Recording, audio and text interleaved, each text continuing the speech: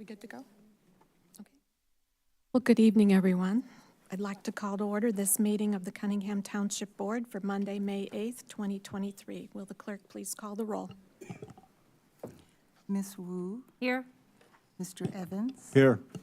Ms. Hersey, Here. Ms. Colasetti, Here. Ms. Bishop, Here. Ms. Wilkin, Here. Mr. Quisenberry, Mayor Marlin, Here. Ms. Chenoweth, Here. Ms. And I- Owana. Here. And I believe Mr. Quisenberry will be joining us by phone, so we'll keep an ear out. Approval of the minutes. Is there a motion to approve the minutes from, do we have the minutes? We don't have the minutes. Okay, we'll move on. They'll be for next month. We'll move on to any additions to the agenda. No additions. Public participation. Does anyone wish to address the Cunningham Town Board? Okay. Move on to committee to verify bills. Good evening. This last month in the town fund, we had $35,961.05 in expenditures. In the general assistance fund, we had $83,993.90. Our total in expenditures was $119,954.95. Happy to take any questions you have about the bills, and then I can go over the supervisor's memo. No questions? Could we have a motion to approve the town fund and general assistant fund bills? Move to approve the town fund and the general assistance bills. Second. All those in favor, please say aye. Aye. All those opposed, same sign. That motion passes. Okay. Under reports of officers, I just wanted to first speak to the city council meeting last week to clarify, and we had to do a little runaround to figure out right hand talking to the left, but essentially it sounds like the city is looking to sell 3 properties to that housing authority. And so I followed up when I was at the meeting, and I followed up with the executive director at the Housing Authority, Lily Walton, and she clarified for me that she and I had spoken about a grant that the Housing Authority had received, and they were looking for locations to operate essentially a reunification program for families, especially those who've been justice involved, to reconnect with their children. So either to get housing to stabilize and reconnect with children, or to be able to move, to have housing for children. She had requested at that time that the township partner with Housing Authority in providing supportive services. And we were very interested. So I had responded to her, this was November, that we were interested in that, and did she have particular properties in mind? I didn't understand, I haven't had communication with her since, that it was the Housing Authority's intention to use the 3 transitional housing properties for this purpose. And so we are meeting, the city, the township, and the Housing Authority are meeting this week. That might be tomorrow, I can't remember, to discuss the details of the program piece. But I just want to put forward that the township supports Housing Authority acquisition of those properties. Since at this point, the township is not in a position, it's not the right properties for us. We're looking to acquire properties that are more multifamily apartment dwellings. There was a period of time where we were where we've always been interested in running programs out of those properties. So being able to run programs out of those properties in conjunction with the Housing Authority is really kind of helps to realize that vision. And in particular, I just want to point out that we had requested 30 vouchers a year from the Housing Authority's sponsor-based voucher program. And the MOU that you approved didn't have a number, so I followed up to find out, where are we falling? And they said it was looking like 10 vouchers a year. And we expect to have about 30 families exiting from our program. A number of our families are justice involved and do meet the criteria of this program. We also have a number of families that are very large, where it's very difficult to find them housing. And this transitional housing program in 3-bedroom units will be very useful to housing those families. So I just wanted to clarify, since that came up last meeting, I was unaware of it. I found out about it at, essentially, the day of the meeting. So I just wanted to clarify that that's the township's position on that. And I look forward to doing program design with the city and the housing authority. Thanks for the clarification. I'll just jump in. The city has been communicating mostly with the housing authority. I think everyone's been talking to each other, but not simultaneously, and that was where the problem was. But we're all on the same page, Yep. so it's going to be okay. And I wanted to also just offer a few things from the memo this month. Let's see, I would say our general assistance is staying strong. I do have some concerns about general assistance increasing next year with some of the economic instability. So you'll see in the budget, I have an increase scheduled for that just in case. I will say we are extremely pleased with the City of Urbana ARPA award.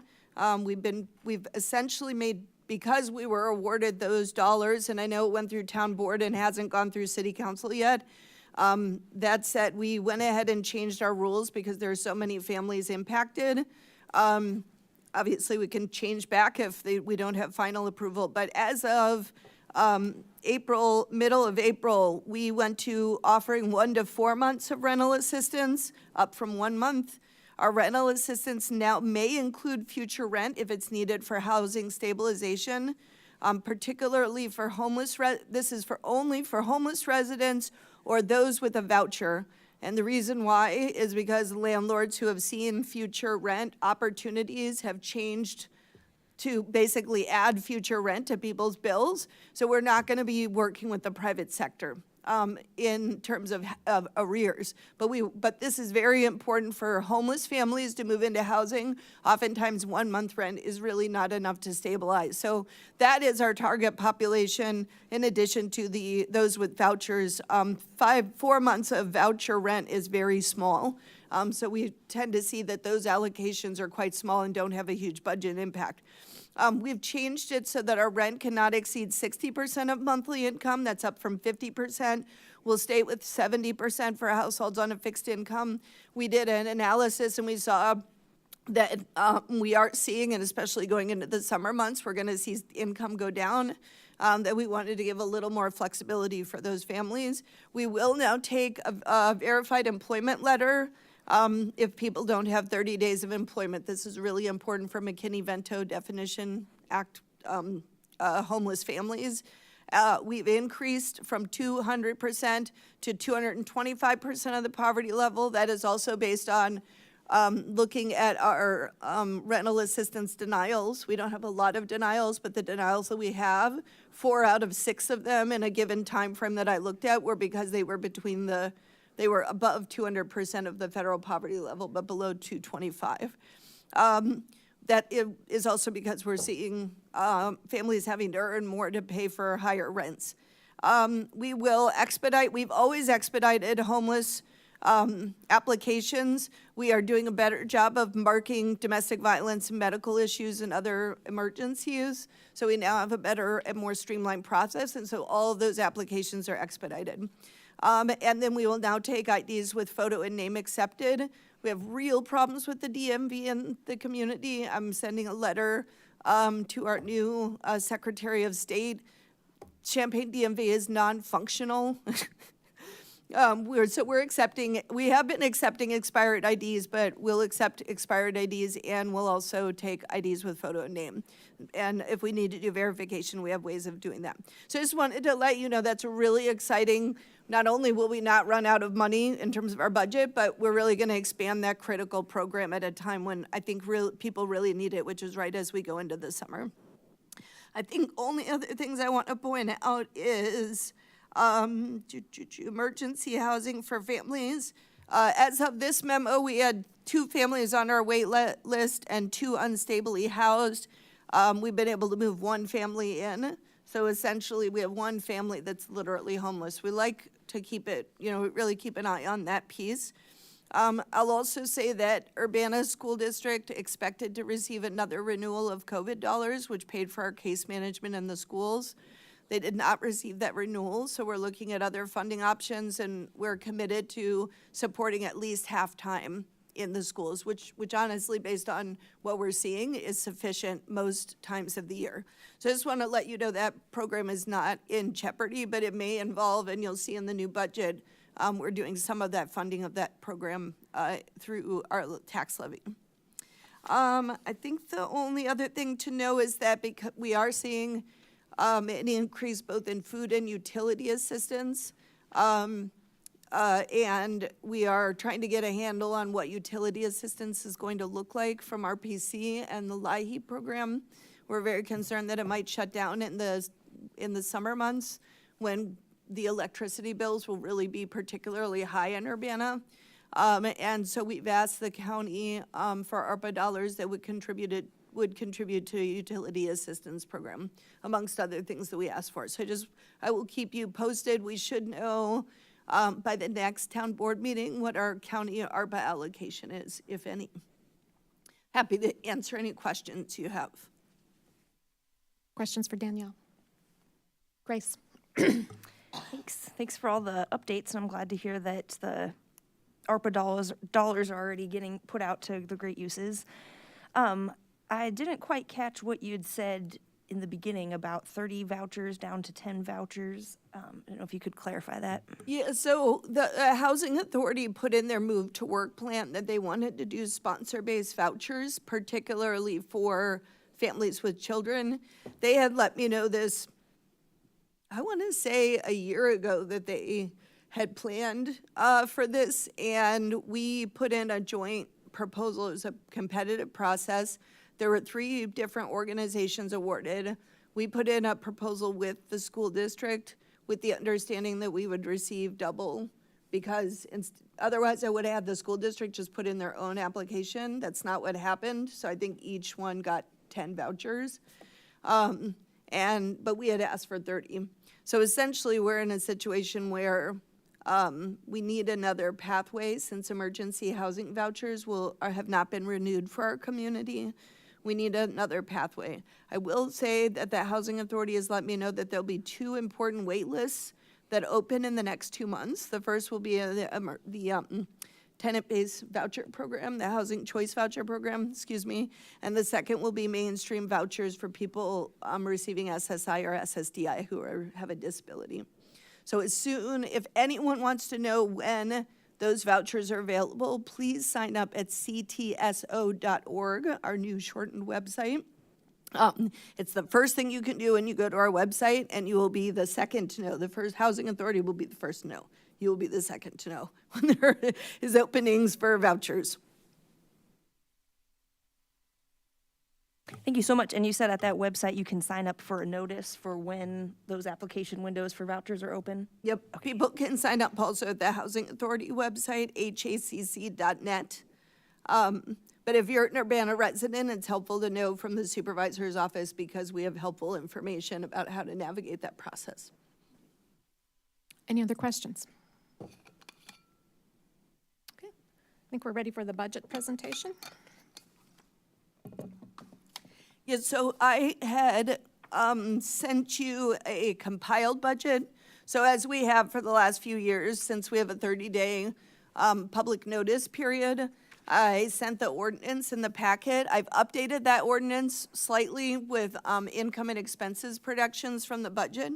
So if you want to look at what I sent you this afternoon, essentially what you'll see is the budget with a memo from me and an impacts graphic, a memo from our assessor, and then our ordinance. So I'd like, if you, when we get to the motion portion, if you could move this version that was sent to you today.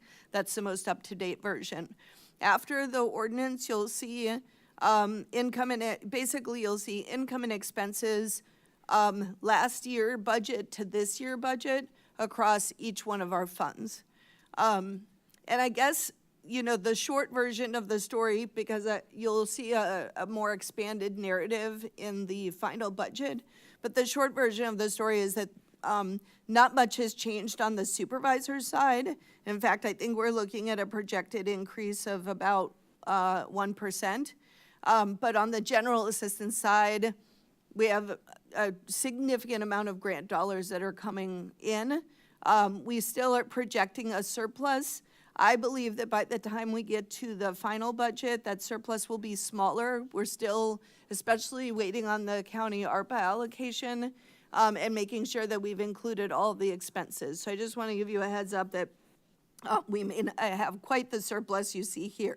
Right now with the town fund, and I'll let Ivana introduce her budget, but essentially we're looking at a $33,713 surplus, so close to a balanced budget.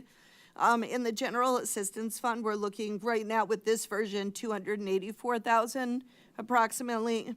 I have, budgeted all of the grants that we've secured, including the city ARPA, even though there's one more step in that.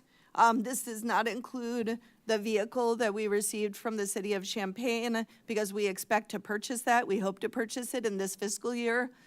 So you won't see that. You'll only see the insurance and the gas for that, but hopefully we'll have a van, an outreach van in place before the end of the year. Other than that, big highlights include essentially support for about 5 full-time equivalents from HHI funding. Urban obviously really leaned in on rental assistance. I did budget a projected budget for the county, which is not the amount that we asked for. So again, we'll see. But I've budgeted in, and the county will really lean in on property acquisition for transitional housing staff if it's funded, and also utility assistance. I have funded definitely a much greater budget for rental assistance because we've expanded our program. We expect to fund rental assistance out of both tax levy dollars and the Urbana ARP dollars. And I've broken, with our finance director's help, we have broken out the budget in a way that I think is a little bit more parsable. So you can now see our food assistance, our utility assistance. We've broken out rental assistance for both move-in assistance and homeless prevention. So homeless prevention would be for rental arrears. Move-in assistance will be for homeless families and individuals. So I think it gives us a better sense. I've also done financial projections, and I went back 10 years. So I basically now have 10 years of history of finances, and then I'm doing 5 years of financial projections. The reason why is because some of the grants that we have extend into 2026, and I want to make sure that essentially we have plans for how to taper down certain programs and how to sustain other programs. So you won't be seeing all of that as part of this, but I'm certainly happy to answer any questions about the past or the future as we go through this process. I think the only last thing I would see is there's a lot more moving parts in the budget this year than before. So I'd really encourage you, I'm not going to be able to answer questions on the fly in June. So I need you to ask questions in advance. So if at all you can look at the budget in detail, I'm happy to walk it through with you in the office. I'm happy to answer any questions. But there's so many different pieces to the puzzle. There's literally, in terms of classes, we went from 3 classes to about 12 classes, each class being a different grant. So when you have a question, I'll need the ability to actually look in and see the details. But I totally welcome engagement from the board. I think it's important for public transparency. The GA budget is the purview of the supervisor. It's the exclusive purview of the supervisor, but I provide it publicly, and I'm happy to engage and answer any questions because I think you all could make that budget better, and you may have ideas for how to do that. So I certainly welcome collaboration in that way. With that, I guess I'll welcome any questions about the supervisors and general assistance budget, and then I can pass it to our assessor to give her update. Any questions at this point? Grace? Thank you. Thanks again for the updates here. I'll definitely have to look into this update in more details later. Some procedural questions. So just to clarify, today we're putting this on file for public inspection, and then June 12th is when it's planned to come for a vote before Correct. town board for Yep, approval. and you'll see a public hearing. The clerk's office will notice a public hearing. They will put it on file. So I sent them the same copy I sent you, and so I think I mentioned to the clerk's office, it needs to be posted by Friday, I believe, to fit the 30 days. So as long as it's posted by then, it's also available in paper form at the clerk's office and the township office. So if someone wants to come and view it in person, they're welcome to do that. Thank you. And as far as how the public communicates that input, that, you know, we'll have a hearing, people can come here, they can send an email. Is there another avenue for this input, or those are the main typical ones? Yeah, so the primary way for input on the budget would be to send an email to supervisor@ctso.org. People can also call our office at 384-4144. They can look at the budget both at the clerk's office and our office. Also, oftentimes people aren't necessarily in the weeds, but they want to make sure something in particular is covered. So I get a lot of input from social service agencies. For example, we just had a summit called Feeding Champaign County. It was a day-long summit. I know the city was involved and the township was involved, and it was a huge gathering where there was a lot of data shared from the Eastern Illinois Food Bank and the pantries in town. And after I got done with that summit, I increased our food assistance budget and kind of thought through a little bit more in detail what that would look like. So I always welcome, especially those who are working in different areas who see trends, I'd really welcome input from our participants and from, you know, members of the public or service agencies. Any other questions? Chandra. This may be silly, but what does TWP stand for at one of Oh, the headers? It's township. It's just I didn't want to write it out Oh, because okay. it's township total. Okay, all right. I know it does sound like twerp, doesn't it? That's terrible. I should change it. Grace? Thank you. I had just a big picture question here of, it looks like we've got kind of a high carrying balance of like 4.2 million kind of beginning and end balance. And I didn't know if, if that was I was imagining kind of saving up for future big investments. I don't know if that's the right assumption, or if you could explain that Yep. kind of high carrying balance. Absolutely. So we're actually capped by state law in terms of the fund balance. So we cannot carry a balance that's more than 2.5 years of the average last 3 years of expenses. Our expenses have gone up precipitously, especially with grants dollars coming in and COVID dollars. So I've done an analysis that we're below that cap. With that said, as I have mentioned to the town board, we are out of space. We are caught between, basically I have staff members working from home at times. There's, the assessor is in a rental situation. And so although it's not listed as a capital fund because that structure hasn't been set up for the township, it's our intention, just like when we carried a surplus before, and we use that to purchase the 2 properties that are used for emergency family housing. I intend that we will see some kind of construction on our existing building or acquisition or renovation so that we can have a long-term plan for our office. Those are not appropriate funds for COVID dollars or ARPA dollars, in my opinion. Obviously, I could have asked for it and seen but I think our office really should be paid out of our fund, our surplus, and so the hope is that, obviously we'll not spend that amount at all, but we are looking to do an investment in our space. Other questions? Okay. Ivana? All right, I believe you all have had the opportunity to look over the memo. If you haven't, I'm just going to give some summarized highlights of it. So just to clear up some things first, we do have something called a quadrennial reassessment year that's going to be occurring in 2024. I'm sure you all have heard of it. I'm sure you've all experienced it. We all live in Urbana. But basically, in that year, we have some added expenses that are going to be, or I would say they're projected to be imminent, specifically because we are going to need to account for things such as printing and appraisals and potentially miscellaneous expenses that we may have from that year.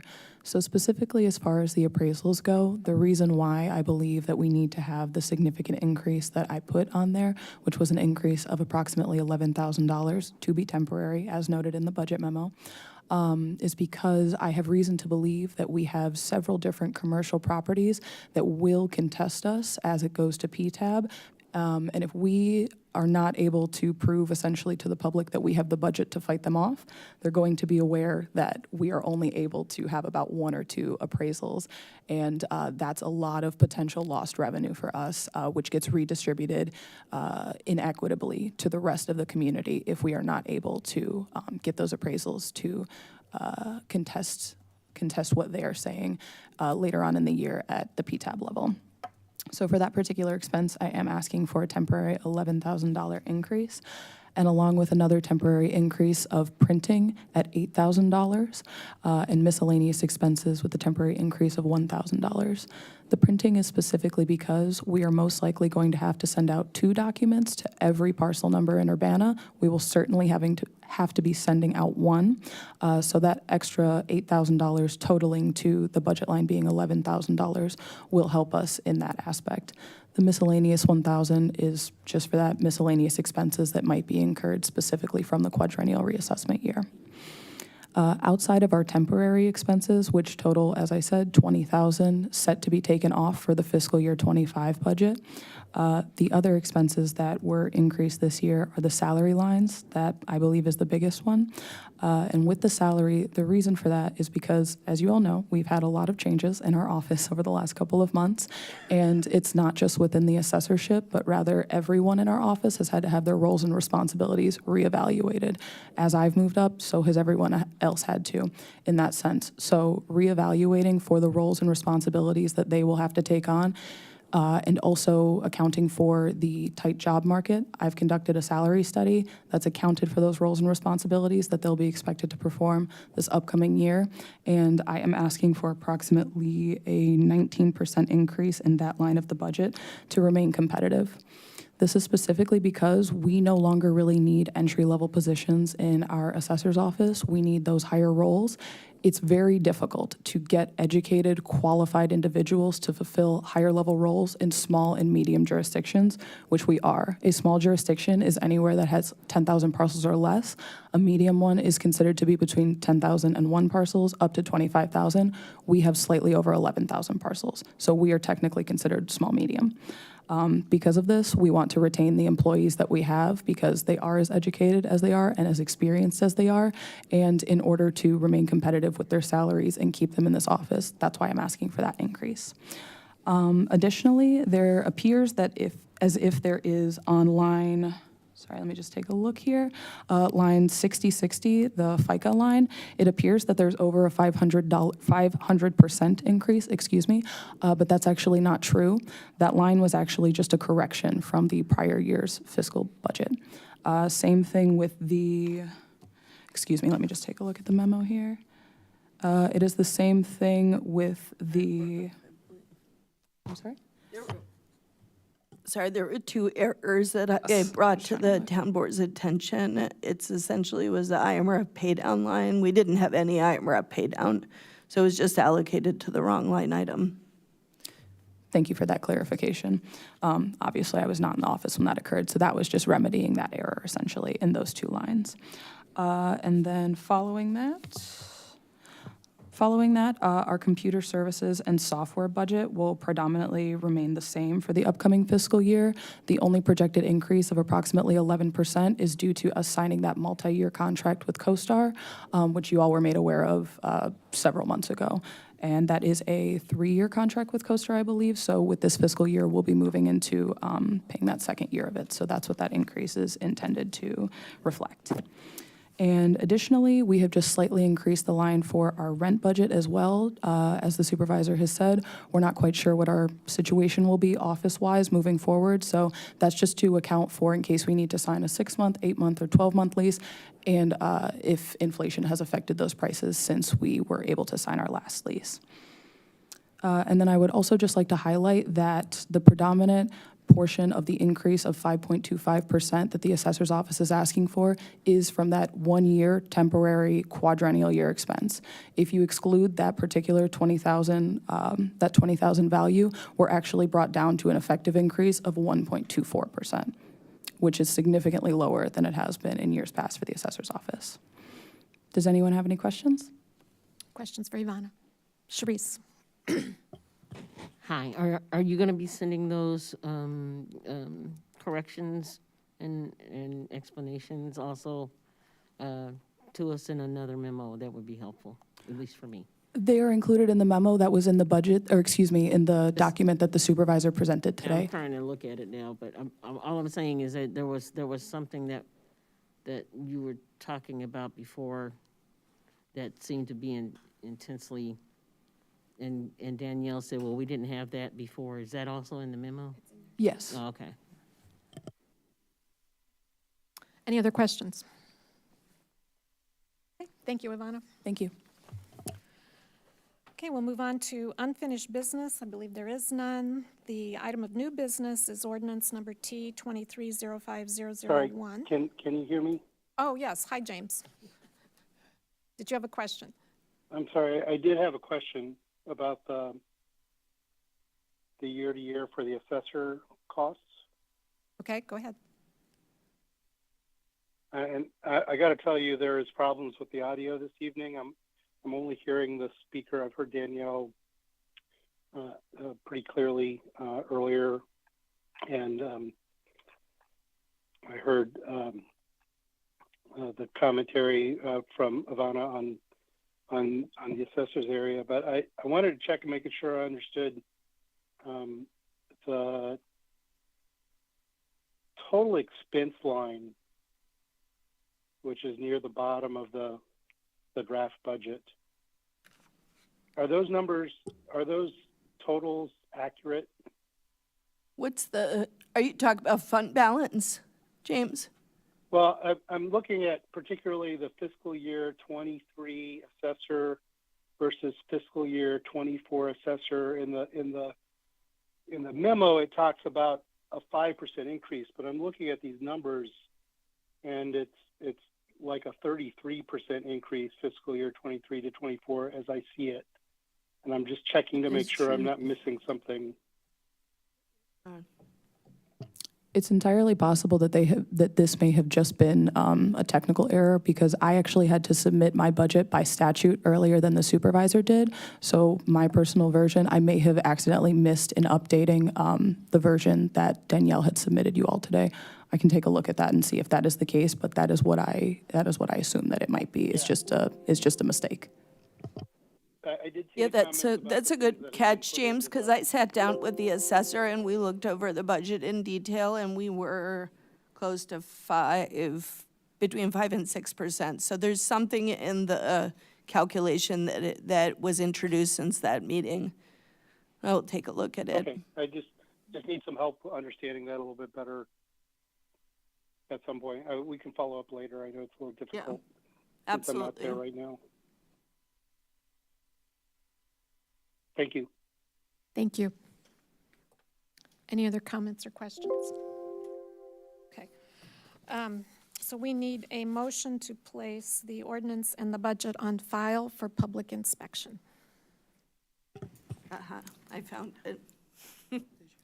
Yeah, I'll send an updated version. Thank you. Mary Alice? I have a question about this. So if the documents that we have right now are incorrect, will we meet the 30 days with the updated one? Is it 30 days or 90 days for township? No, you need 30 days to put it on file. One of the things that can happen during those 30 days is adjustments to the budget. It's opportunity to catch errors in the budget for us to make revisions. In this case, the administration, it actually didn't impact this year's budget. It's just an error in how the last year's budget was calculated.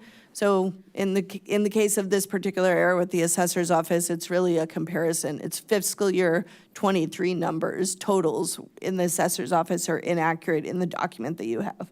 But even if there was an error in the budget, the 30 days notice is the opportunity to correct those errors. So please, if you find anything else, send it to both of us. And then where you said that people would be able to call you and they would be able to also visit you in your office with the budget questions, is that correct? Yeah, so if they want to meet with me, they need to make an appointment, but they could come to the office and the front desk staff can make an appointment for me. They have access to my calendar. Best way is to send an email or a phone call. You can leave you can leave a message with the front desk, which will be sent to me via email. So I'm happy to take input from all different areas. I mean, we also sit at every single table, the Human Services Council, the Continuum of Service Providers to the Homeless. We run the Rental Assistance Partners Program. We sit at the United Ways table. So that, you know, the input has come from all of these different organizations that impact our, you know, we have 16 collaborators we work with, and they've all given input on our piece. In fact, I just recently presented to the entire continuum all of the changes that are happening to Bridge to Home, and they had an opportunity to ask questions and give input. So this is, you know, as many stops on this road in terms of providing input. But yes, email, phone, or walk up, and we'll make an appointment. So Diane, is the motion just to put, read this and place it on file? Correct. All right, so I'll move that ordinance number T 2023-05001, an ordinance approving the annual budget and appropriation ordinance for fiscal year 2023 to 2024 be put on file for the next 30 days. Is there a second? I'll second. Moved by Mary Alice. Seconded by Chandra. Further discussion? Will the clerk please call the roll? Wu, Yes. Mr. Evans? Yes. Ms. Hersey? Yes. Ms. Colacetti? Yes. Ms. Bishop? Yes. Ms. Wilkin? Yes. Mr. Quisenberry? Yes. That motion passes. Thank you. With no further business before the Cunningham Town Board, this meeting is adjourned. Thank you. City Council meeting will start at 7 o'clock.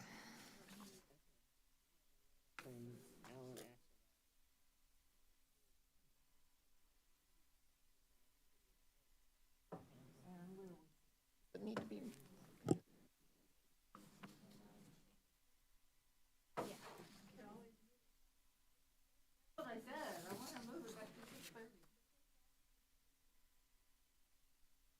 Usually.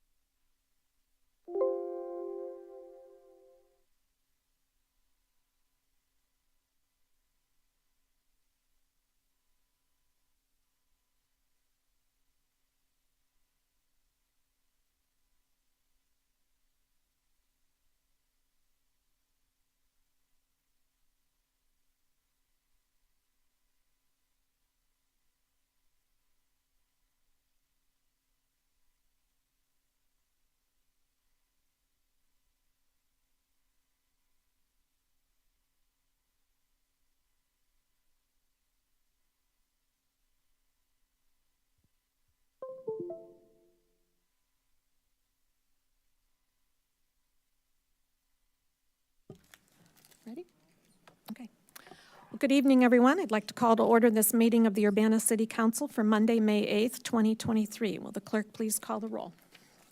Ms. Wu, Here. Mr. Evans, Here. Ms. Hersey, Here. Ms. Colacetti, Here. Ms. Bishop, Here. Ms. Wilkin, Here. Mr. Quisenberry, Here. Mayor Marlin. Here. Next item is approval of minutes, and I believe there are none for this week to approve. Okay. Are there any additions to the agenda? None. Next up are presentations and public input. And we have a presentation as our ongoing series in Examine Urbana, and this one will be on energy and the environment, and that's Scott Tess, who doesn't even get a chance to sit down.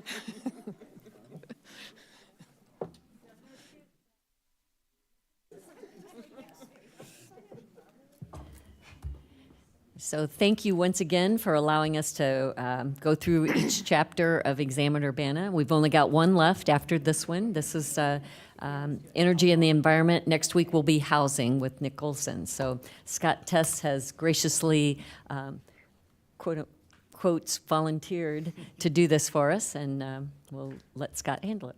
Thanks, Scott.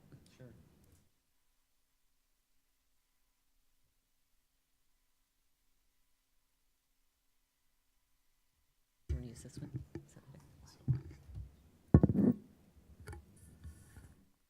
Good evening.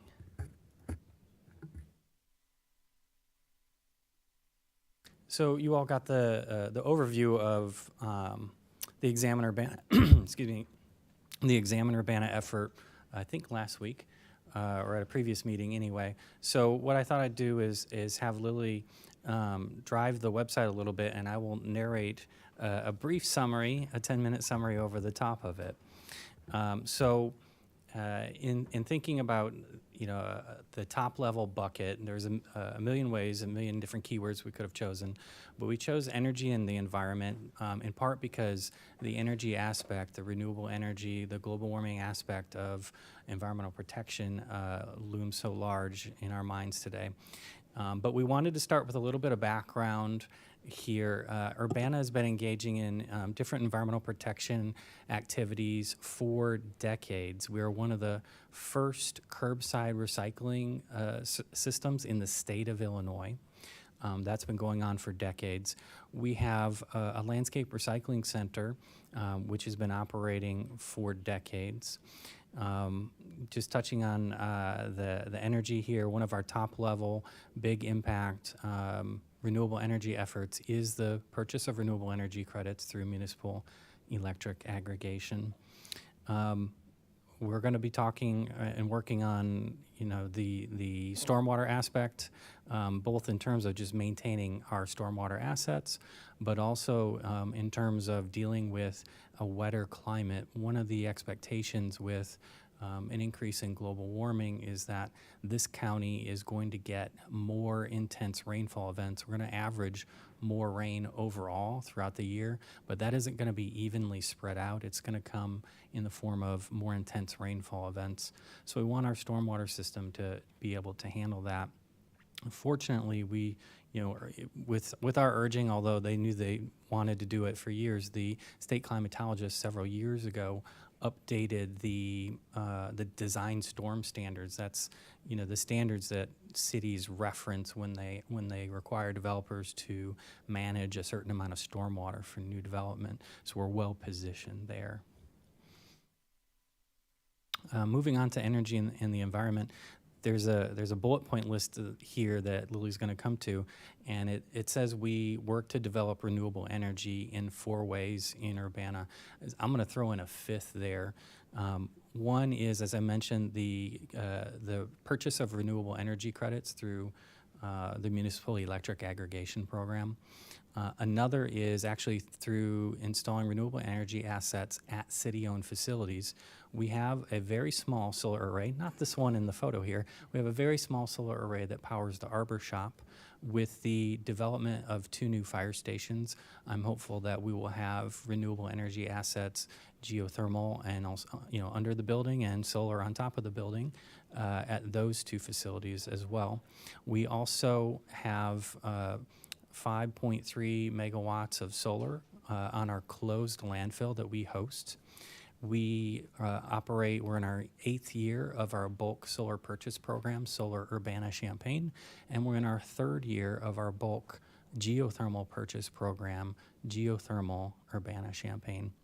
So we're actually, we could throw, it's been a while since we've developed a renewable energy asset at a city facility, but anticipating that in the near future, we can say that we're developing renewable energy in 5 different ways in this community. The Solar Group Buy is one of our longest running programs. You see the website here, and there's a video there. Both the Solar Group Buy and the Geothermal Group Buy are the same program model. We use community education, bulk purchasing, declining block pricing, and mixing all those together into about a 9-month campaign to make it faster, easier, and cheaper to get solar or geothermal renewable energy at homes and businesses. For the bulk solar purchase program, we have, I think it's somewhere around 3 megawatts of solar we've installed at over 200 properties, and both of those programs are actually 3 counties wide. As we started at a 1-county scale, but there was so much interest and demand from our neighbors that we've expanded those programs to be 3 counties wide. We operate those with nonprofit partners, on the solar side, the Midwest Renewable Energy Association, and on the geo side, the Geothermal Alliance of Illinois. And it's really those partnerships, those collaborations that make those programs possible. One aspect of living with the changes we're going to see from global warming is managing a heating city. And so we have a section here talking about how we want to cool the city. One of the most important ways that we cool a city is by building and maintaining an urban tree canopy.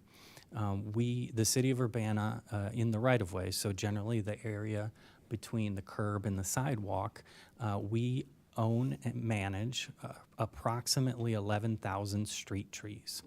We have approximately 4,000 vacant tree sites.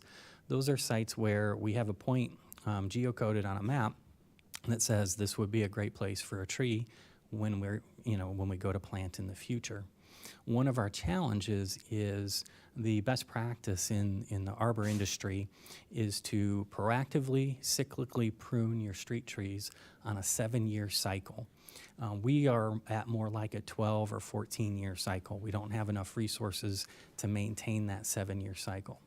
The outcome there is we're very limited in how much of those 4,000 tree planting sites, those opportunities for more trees to cool the city even more, we're very limited in our ability to plant those out because that would be adding more assets to an inventory that we're already not keeping up with the maintenance on. So we need to seek out more resources for that. Other elements of this section, some future considerations.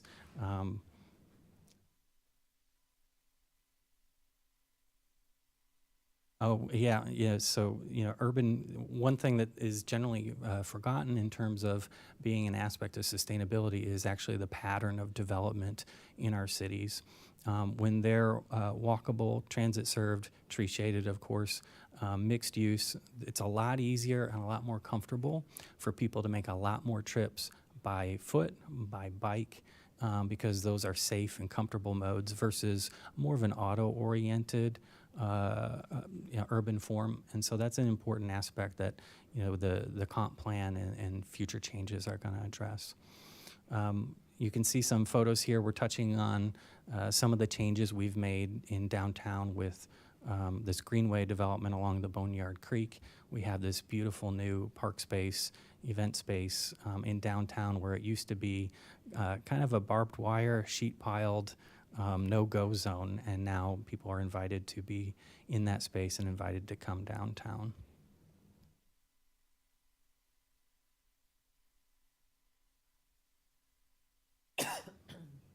It's a long section. We had a lot to talk about when Lily was making this. Yeah, I think maybe I'll pause there and take any questions you may have. Chris? Yeah, thanks for the presentation, Scott. Ignorant dreamer question. Do you foresee the technology getting easier and better where we could attract what I'll call a green factory, like a production of solar panels that could go to residential homes, and we kind of create, it would be, a for-profit creating jobs, but also we're, Yeah, I love that idea. So with our first, there was an image there of our first landfill solar array. We actually still have a balance of land at the landfill. We're working with another solar developer to do a second landfill solar array. So these are in the power plant world. These are small, but when we're talking about acres of solar, it looks big to the normal person, and it's big to me.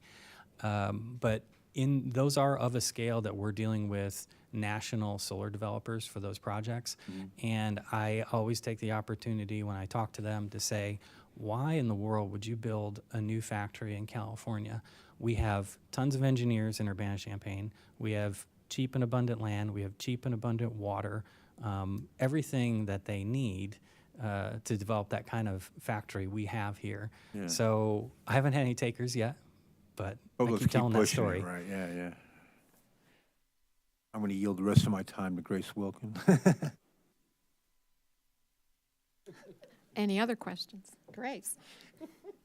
How do you know?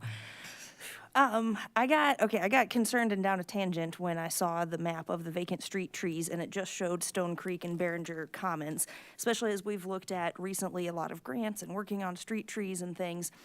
And I'm going back, I see the nice tree website in Urbana and our Lumpkin grant application that mapped out all the tree sites.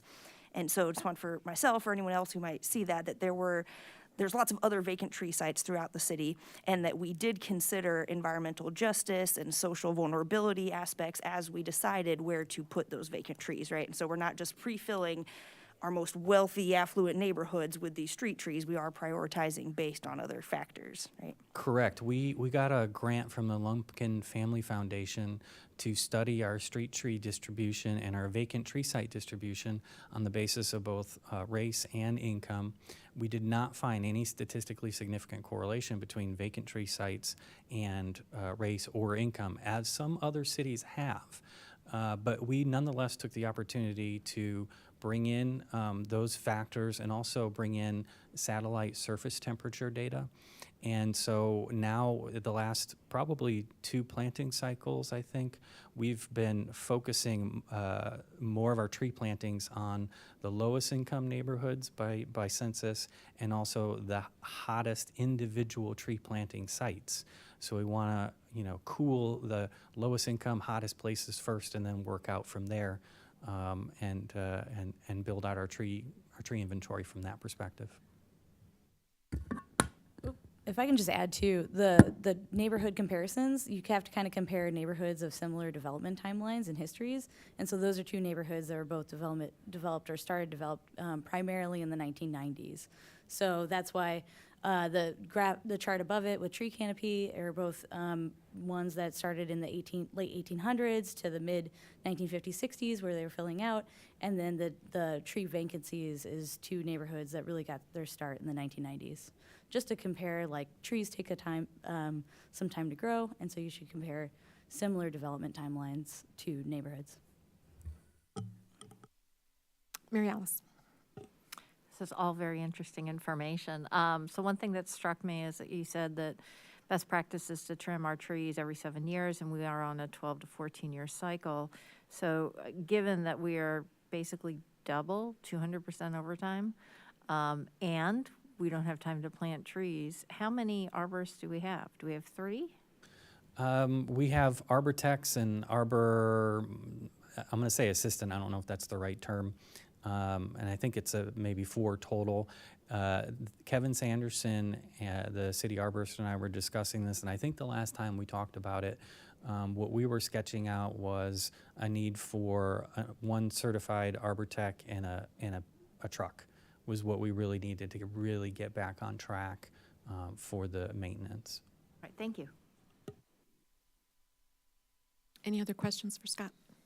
Chandra? Well, my question was very similar to Mary Alice's, like if we were proactively doing anything to kind of make up that time, especially given that things are getting hotter and we want to do everything to keep the city cooler, use less, AC energy and all of that stuff. So what is the plan to sort of catch up? Yeah, so I think the immediate need to just maintain is something on the order of one arbor tech and a truck. If we're going to envision moving forward and planting out an increasing number of those 4,000 vacant tree sites, there is a point where we'll need another staff person probably. But that's also a capital improvement, to add more trees than the rate that we're doing now. We've talked about, there are some federal grants, but we don't have capacity to apply for them. So we've talked about, whether we can get a grant writer in some fashion to apply for, manage, and report those federal grants. The application part is challenging in that you may spend a lot of time and then not even win the grant.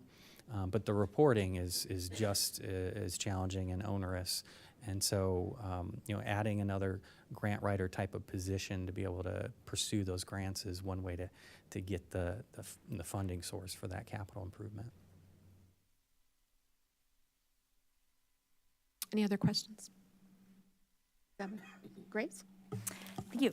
I had one more thought, and I guess my question is if you could just confirm or deny people off the top of your heads, but thinking again about the vacant trees in more recent suburban developments, and that, as I recall, we have recently added that as part of our subdivision rules and guidelines, that for future suburbs that are built out, that the developer will pay for the street trees instead of the city getting left to pay for those for decades afterwards.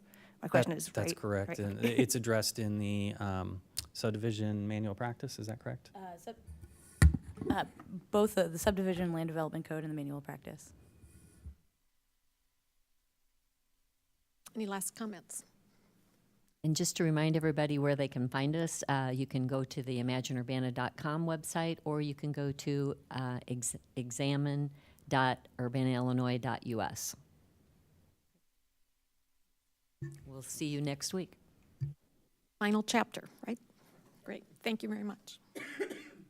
Actually, to this I would add, the city has applied to the U.S. Conference of Mayors for a Climate Protection Award. The organization each year awards two grants, one to large cities and one to small cities our size, to recognize efforts in reducing carbon emissions, increasing energy efficiency, and other climate protection measures. And the best thing about this grant is that it was a total of 500 words. So you had to be doing a whole lot of things that could be described very succinctly, and Scott did. And we applied, and they'll announce the winners at the June meeting in Columbus, Ohio. So hopefully, I think we're well deserving of that award. Okay, we'll move on to public input. If anyone wants to address the Urbana Council, please come to the microphone. Sure.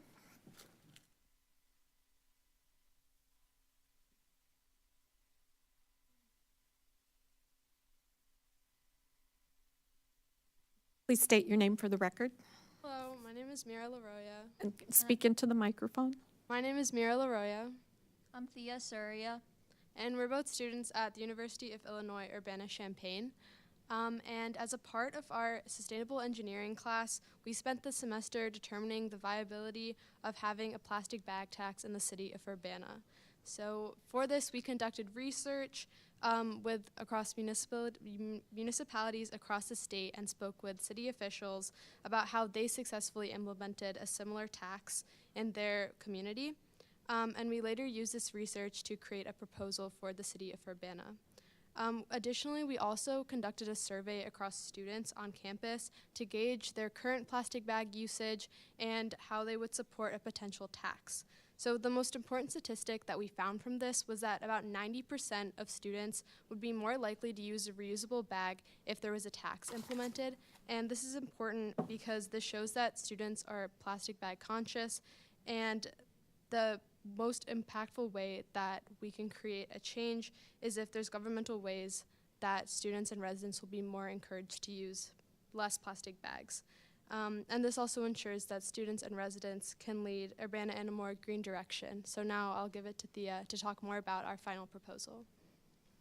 So based on this on-campus research we conducted and the average taxes of the municipalities we observed, we recommend a plastic bag tax of 5 to 10 cents. And one of the main considerations that we took into account in determining this level was wanting to fuel environmental consciousness in the community while also being cognizant of how this would impact those of lower income and those with disabilities, explaining the lower level of the tax. And some other considerations that might want to be addressed include having the tax apply only to businesses of 5,000 square feet or more, which is something that other municipalities had included in their plastic bag tax implementations. And this would help mitigate the economic impact on smaller businesses. And some other ways we believe that the tax could be smoothly implemented include putting out collectible branded reusable bags to also boost economic gain for the city and also possibly fund other sustainability efforts in the community. And then to further accommodate those of lower income, the city could also partner with nonprofit organizations to donate free bags to those in need. And all in all, we hope that you take our proposal into consideration, and we thank you for your time. Thank you. Go ahead.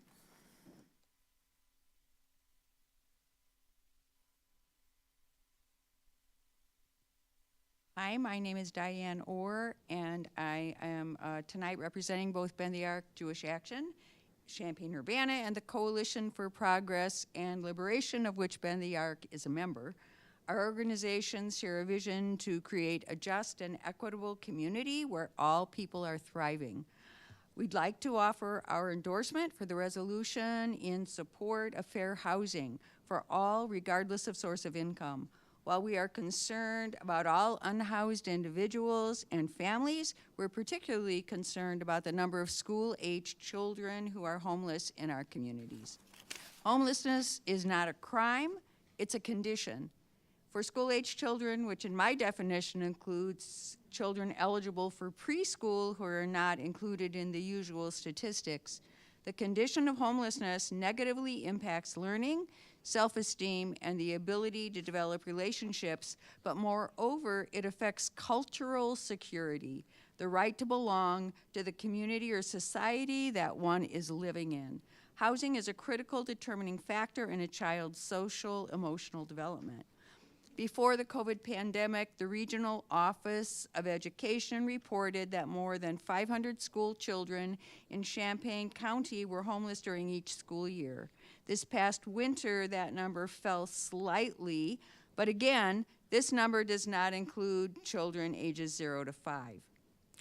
Federal, state, and local governments recognize the problem of homelessness and all of the factors that contribute to this condition. So many families have working adults who earn minimum wage and can't afford even the lowest rents in our community. Government agencies allocate funds for rent subsidy vouchers for these and other workers so that they can be housed, and so that landlords who have apartments to rent can be compensated. To my knowledge, landlords are not being asked to rent at a reduced rate. They will, in fact, be able to accrue funds equivalent to their asking price from both the renter and a reliable government agency. And according to the local tenants union, the number of vacant apartments in Urbana is almost double the national and state average. As of January 1st, 2023, the Illinois Human Rights Act prohibits housing discrimination based solely on source of income, which includes housing vouchers. Under this act, refusal to rent to families who hold vouchers or other rent subsidized assistance is the same as refusal based on other protected factors such as race, disability, age, and so on. I urge the City Council to pass the resolution in support of fair housing for all, regardless of source of income, to clarify that the Illinois Human Rights Act is a law that landlords must comply with. Thank you for your time. Thank you.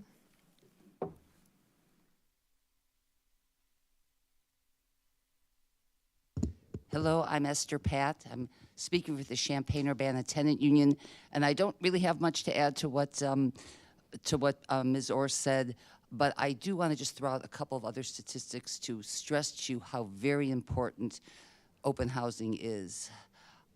Before the pandemic in 2019, the City of Champaign was developing the Bristol Place complex on Market and Bradley.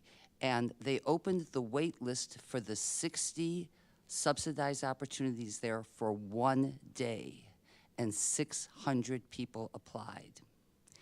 That's how great the need is, 10 times the supply. And the section, we're hearing rumor that the section, or that the housing choice voucher wait list is going to open soon.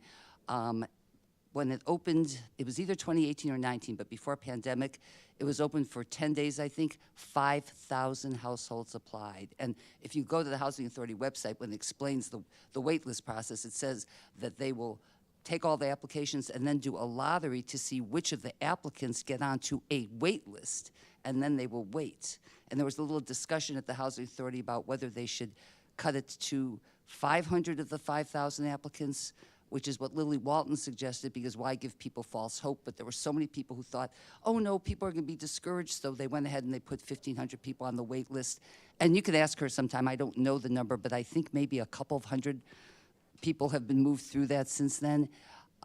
I don't expect you to solve the whole problem, but I thank you very much for all of the time and attention that you have paid to this subject of discrimination against people with vouchers. I think you all know how important it is that when people do have assistance paying rent from the government, they ought to be able to use it, and you will help make that happen. So thank you all so very much. And I thank your staff who might feel a little picked on, sorry, but we're getting to a positive place of protecting and helping people, and that's what matters most. Thank you all.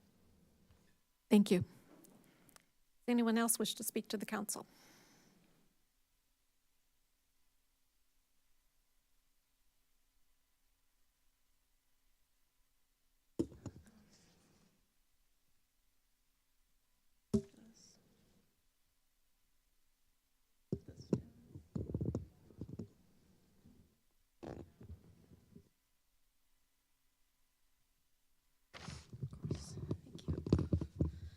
Hello, City Council. My name is Sarah Nixon, and I'm here to speak about the proposed plastic bag tax program. So I support the initiative to not just reduce, but abolish plastic bags. And this is an issue that I can actually speak to from personal experience and insight, as I am on staff at Salt and Light, where I handle hundreds of purchase transactions each week at the old County Market Supermarket building on Philo Road. I interact directly several days each week with a population that will be greatly impacted by a bag tax. So the vast majority of grocery shoppers at Salt and Light who come to Salt and Light are local residents who live within a few blocks within walking distance to the store and who live far, far, far below the poverty line. I would estimate that at least 95% of grocery, so food customers, would fit into that category. And again, they have no transportation. They're walking home in all weather, in all seasons. So I hope that the program will not inadvertently harm vulnerable members of our community. I care about every one of them, and that's why I'm here. They're often literally counting their pennies and sometimes have to put items back that they can't afford. So even a 5-cent plastic bag tax without exaggeration, could significantly impact a number of residents. So I look forward to seeing how you will address this real and inevitable, dimension or real problem. Yes, students could easily afford a tax, and households living comfortably, the majority of, households are going to be very on board with the program, I would guess. But this is, a sub-segment of the community that I really hope will be very carefully considered. And I think creative ways to tackle this could include maybe an education campaign, maybe some posters or like foam core type of displays in the weeks and months leading up to implementing a program, or waive this one. I would be strongly recommend waive the tax for EBT card holders or people on other similar programs. Oh, and also maybe have a campaign. I think the students mentioned something like this: provide free a supply of free reusable bags. Do that at the checkout counter, not at if we all know that if you have them at home, we often leave them at home. Same thing is going to happen to everyone. So have them available at the point of purchase at the checkout location.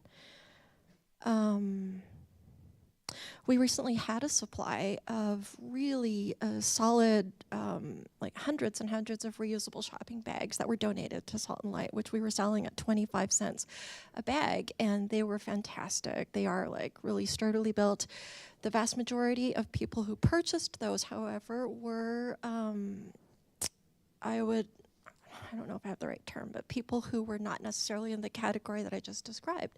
And I found that interesting, and I was curious. I haven't asked, I haven't posed questions directly to customers, but the grocery shoppers who I offered them to mostly declined, and I'm not sure if they just don't understand how well built the bags were or what the reason was. So maybe, I don't know, a gentle educational program, something that someone more creative than me could think up. So yeah, in closing, please include a proven and workable allowance for shoppers who quite literally will not be able to afford a tax. Thank you.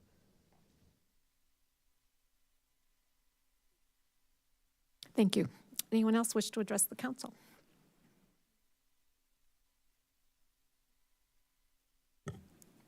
This email is from Julie Watkins. She asked it be read during public comment.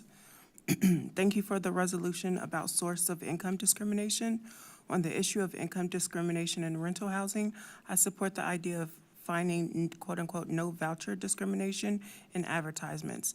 If city staff is making choice of education, not punishment, council should direct staff to find landlords that continue to publish discriminating advertisements after notification.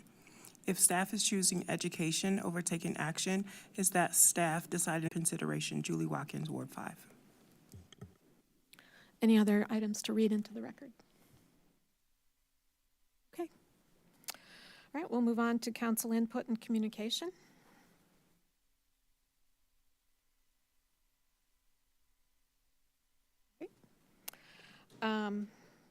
Unfinished business, there is none. Reports of standing committees, there are none. Hi, Diane. I had one thing, sorry. Oh, yes, James.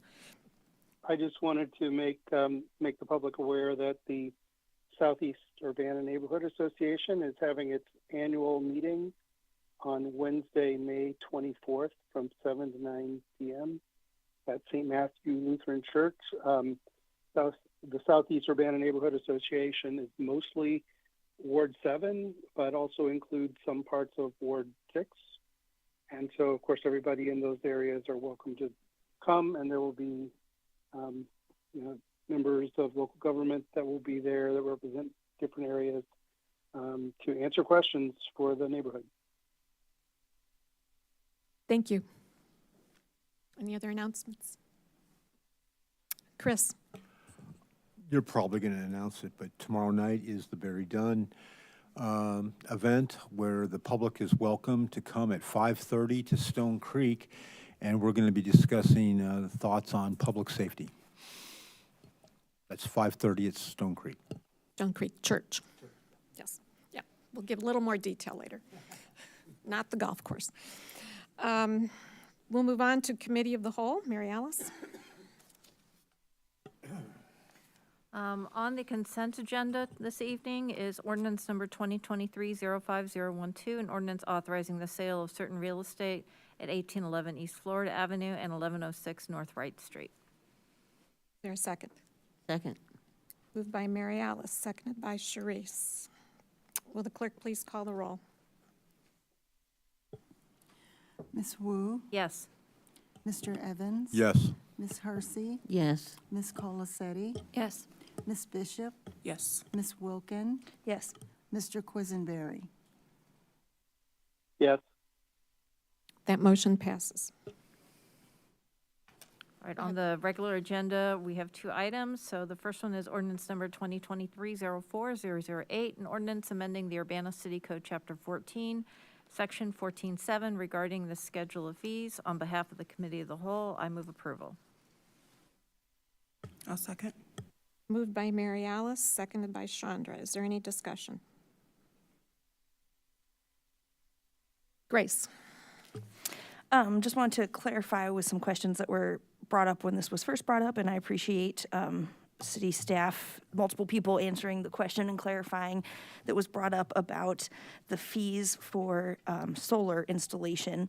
And to my understanding, and to share with the public and anyone else who knows better to correct if this isn't right, is that fee will turn out to be less of the current fee. It's just kind of a different structure, but should end up being a little less in the end, just a different structure. And some of my confusion too was on the consumer end, not really being aware of that. And also it was helpful to have clarification that that's something that typically the contractor who's doing the installation takes care of with the inspections and things, so that the consumer would see kind of at the end, but that the contractors doing the install know to take care of that, and they're the ones who go through that fee. And so this is more streamlined, but should turn out to be the same or a little bit less than the current system, if that's my understanding. Okay, thank you. Any other comments? Will the clerk please call the roll? Ms. Wu? Yes. Mr. Evans? Yes. Ms. Hersey? Yes. Ms. Colacetti? Yes. Ms. Bishop? Yes. Ms. Wilkin? Yes. Mr. Quisenberry? Yes. That motion passes. On behalf of the Committee of the Whole, I move approval for resolution number 2023-05033R, resolution in support of fair housing for all, regardless of source of income. Is there a second?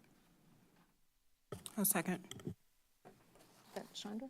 Okay. Moved by Mary Alice, seconded by Chandra.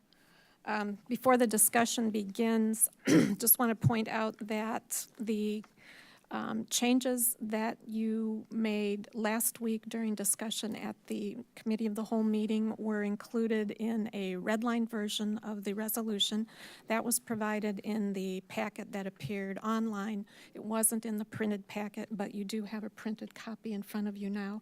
Over the weekend, Grace sent out a slight change to the language in the last paragraph, beginning now, therefore be it resolved. And so that's the only new item that's been introduced. And for the record, I'll read that so that everyone knows what we're talking about here. So the very last paragraph currently reads as proposed. Well, I'll let Grace make her proposal. I shouldn't say.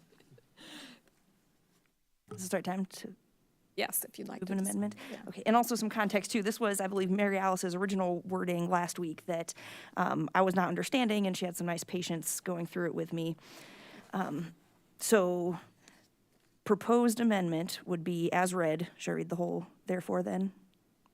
Yes, the we have proposed a resolution on the floor, and this would be the amendment. Okay, so the amendment would be for the resolution to read, now therefore be it resolved that the city of Urbana, also what if we just change prohibits instead of will prohibit? Prohibits discrimination in housing based on source of income, including a landlord's refusal to rent to a person solely because of a housing choice voucher or other rent subsidy or rent assistance program, will pay for a portion of the rent, and including a landlord's refusal to comply with requirements to accept such payment, period.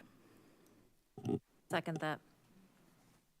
So we have a motion by Grace and a second by Mary Alice for that amendment. Can I speak to the motion? Absolutely. Thank you. Just small wording changes in some sense. What I do think does have the impact was Mary Alice's excellent points is that we were getting a little too specific with submitting to an inspection or enrolling in a program because it might be something else. Like she mentioned in COVID, it was just filling out a piece of paper. So this kind of broadens it with whatever requirements. So I think that's important. And then also her suggestion about scratching from a potential tenant kind of resolves the issues from last week. And then also because in a practical sense that the tenant is rarely the person directly paying the landlord for that payment, that it would typically come through a third party like housing authority. So I think the simpler language has also some practical things that make sense. Okay, any other comments? Chris? Tonight, with the passage of the source of income discrimination resolution, the city of Urbana reaffirms, reestablishes, and settles the question that in the city of Urbana, all landlords must accept housing vouchers as payment for rent. This has been the case since 1979 in Urbana, and this year has become law of the land in Illinois and in the city of Champaign. During the discussions about this issue over the last 2 months, we've learned some disturbing things. The Cunningham Township supervisor has told us that those in need must wait 3 years for the housing authority to open the wait list for housing subsidies. When the wait list opens for housing subsidies, it is only open for 3 weeks, although Esther Pat is now telling us 10 days, and applicants must compete with 5,200 other households for a housing subsidy. Out of the 5,200 households, only 1,500 will be drawn randomly to be eligible for a housing voucher. If an applicant is lucky enough to be one of the 1,500 eligible for a housing voucher, they must wait another 3 years to actually get the voucher. And if an applicant is really lucky enough to get a housing voucher out of the 1,500, they have 60 days to find housing, or they can ask for another 30-day extension. If, after 90 days, the applicant has been unable to find housing, they lose their voucher and must wait another 3 years to again qualify for a voucher. Mick Wolf, a housing counselor with the Champaign-Urbana Tenant Union since 1993, wrote this city council that he has witnessed for over the past 2 years there are many landlords in the city of Urbana who have been openly denying tenants with housing vouchers for years. I myself have attended a recent Zoom meeting with the Champaign County Mental Health Board about homelessness, where the executive director of the Champaign County Healthcare Consumers complained to the Mental Health Board that the problem of homelessness in Champaign-Urbana is made worse by the fact that landlords in Urbana do not accept housing vouchers. It is embarrassing to have people talk about my merry old Urbana, the progressive city that can. Clearly, we have a problem, and this resolution tonight is a step forward toward a course correction. As Esther Pat has said, it is not nearly enough, the housing voucher program, but I want to thank Esther and Daniel Chenoweth for helping us to get it right and get back on track. Thank you. Any other comments? Chandra? Well said, Chris. I think that this resolution is only like one of the steps. I think we definitely need to look into more enforcement. As I said before, I think, yes, education is definitely there, and I think we've been educating, and all these meetings we've had thus far is education. And I think it's time for enforcement because enforcement and fines, because the discrimination will not stop unless we stop it. So, thank you. Grace. Thanks. I'll just ditto Chris and Chandra and building off, because that was also some of my other thoughts on the actual enforcement piece. And I guess the question would be, and okay, if it's not if it needs more time to answer, but my question is to executive leadership on if that is the plan to start having more enforcement with fines and legal action, or if we're still pursuing education as the route, and if that would be anything helpful for council to clarify as well. My understanding is that there have maybe been talks about how to structure that, and also just offering if that's a helpful thing for council and the public to help establish sometime in the future as well. I'm definitely interested in that. Any other comments? Mary Alice. So I just want to thank Grace for being open to altering some of the language in the therefore. I did have an opportunity to talk with Carla about the enforcement portion of it and doing testing, which is what Danielle has talked about, is the testing. So a couple of things I just kind of wanted to give everybody a background on. When Carla first came on to the city, the first thing that the Human Rights Commission asked her to do was to investigate the list that Danielle had provided to the city. And that is what she did. She went through and investigated to see if some of those websites still had that language. That language had been taken down, but then she was unable to investigate some of the complaints because it required you to actually apply. So some of that has been investigated, but the next step here is kind of testing, which is what some people have suggested. I know that when I talked to Carla about this, she's kind of inundated right now. She doesn't really have the time to do that.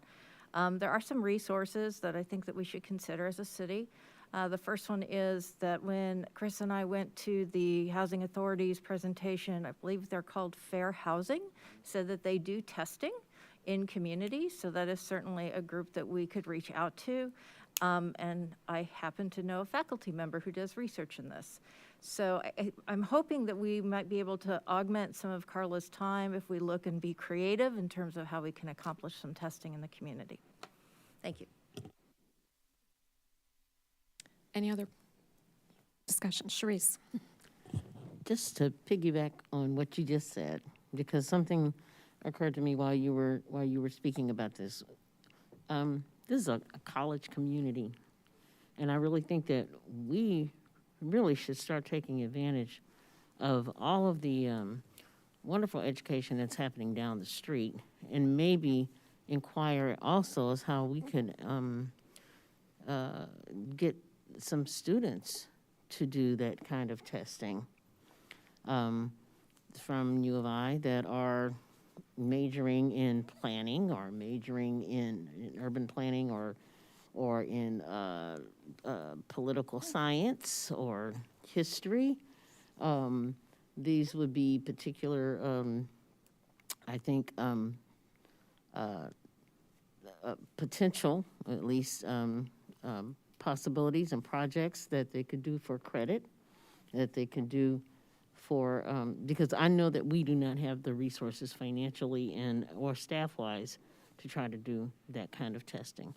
And I think that it would behoove us to actually maybe bring this up to different departments at the University of Illinois and see if there can be some kind of project or internship type of thing that where a student, grad student or otherwise grad students could get some type of credit toward their degree regarding this particular thing.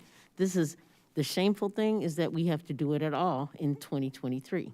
This is exactly the type of thing that has been done for the past 50 years regarding discrimination in housing. And it's sad that we are having, I guess, you know, it goes to show that when you're trying to stay on top of the justice piece, it's a marathon, it's not a sprint, and it's perpetual, and it is not something that's going to go away just because We want it to. It's not going to happen. It didn't happen in my parents' lifetime. It's not going to happen in mine, I'm pretty sure. So I just want us to stay on top of what other kind of ideas that we can have that would be assisting the city in staying on top of this particular type of issue. So that's all I want to say. I would add a potential source of assistance might be through the Chancellor's Compact on Racial and Social Justice. They have money as well as to put behind some of these efforts. We haven't had that discussion, but this might be an area that they could assist the city of Urbana and Champaign as well in. So that's something we can discuss there. But we have, Jaya. Thank you. So want to echo all the thanks for all the work that went into this resolution, and also as we're talking about creative opportunities for enforcing it, and the reminder that this is not new for the city of Urbana, that this has been the expectation for a very long time. We have a unique opportunity, though, now that it is also statewide expectation. So as we are thinking about enforceability and we're looking at ways of making sure there's adequate resources to address noncompliance, I think it's important to keep in mind the state aspect as well. And just to stress that while this is a first step, it is a step. As has been previously stated, there's a lot more work to be done. And even as we are trying to find creative ways to make sure that enforcement is happening, that it's clear that this council expects for enforcement to happen. All right, I think we will vote on the amendment first. It's been moved by Grace, seconded by Mary Alice. Do we need a voice vote or a roll call? Do a roll call, please. Okay, roll call vote on the amendment. Ms. Wu? Yes. Mr. Evans? Yes. Ms. Hersey? Yes. Ms. Colacetti? Yes. Ms. Bishop? Yes. Ms. Wilkin? Yes. Mr. Quisenberry? Yes. That motion passes, and now we will vote on the amended resolution. That was moved by Mary Alice and seconded by Chandra. Will the clerk please call the roll? Ms. Wu? Yes. Mr. Evans? Yes. Ms. Hersey? Yes. Ms. Colacetti? Yes. Ms. Bishop? Yes. Ms. Wilkin? Yes. Mr. Quisenberry? Yes. That resolution passed unanimously. Thank you all.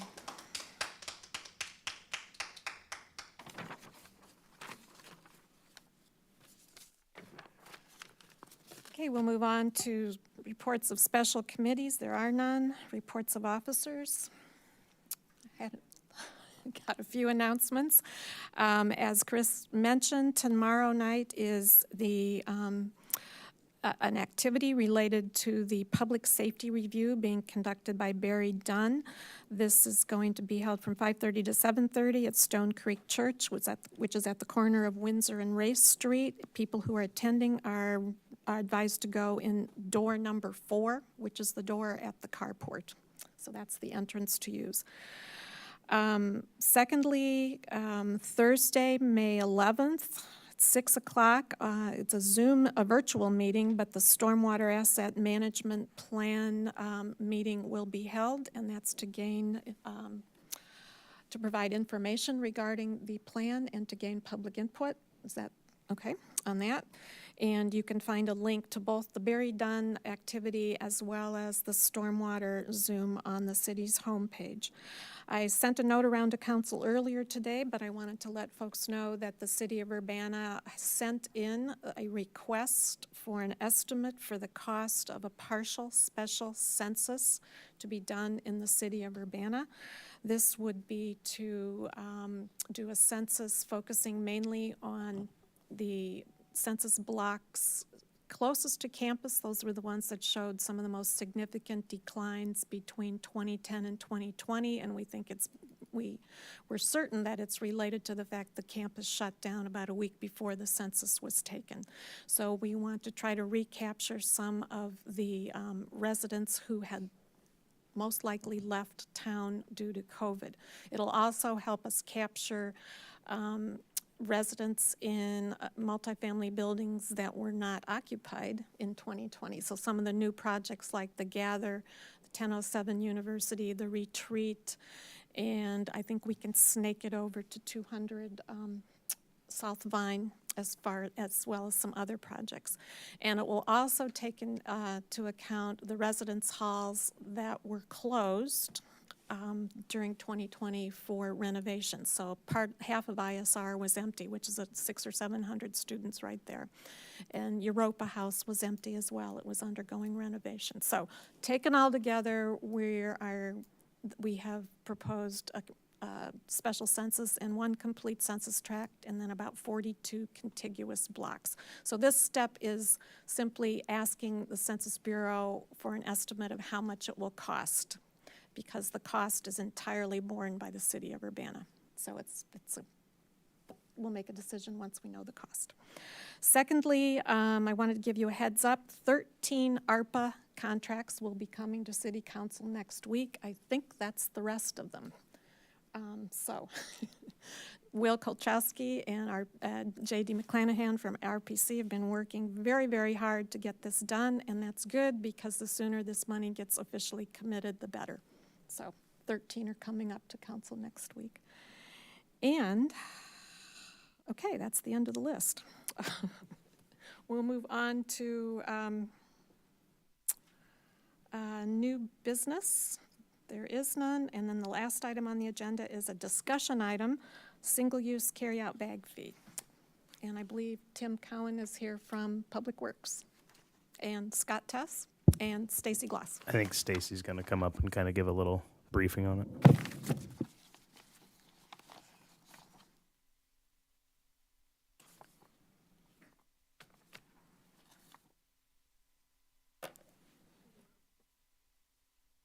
Good evening.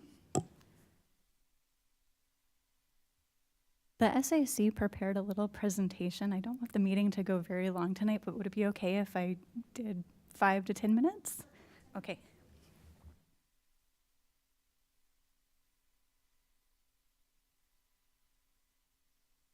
Okay, my name is Stacey Glosson. I'm the chair of the Urbana Sustainability Advisory Commission, and I am presenting this on behalf of the SAC tonight.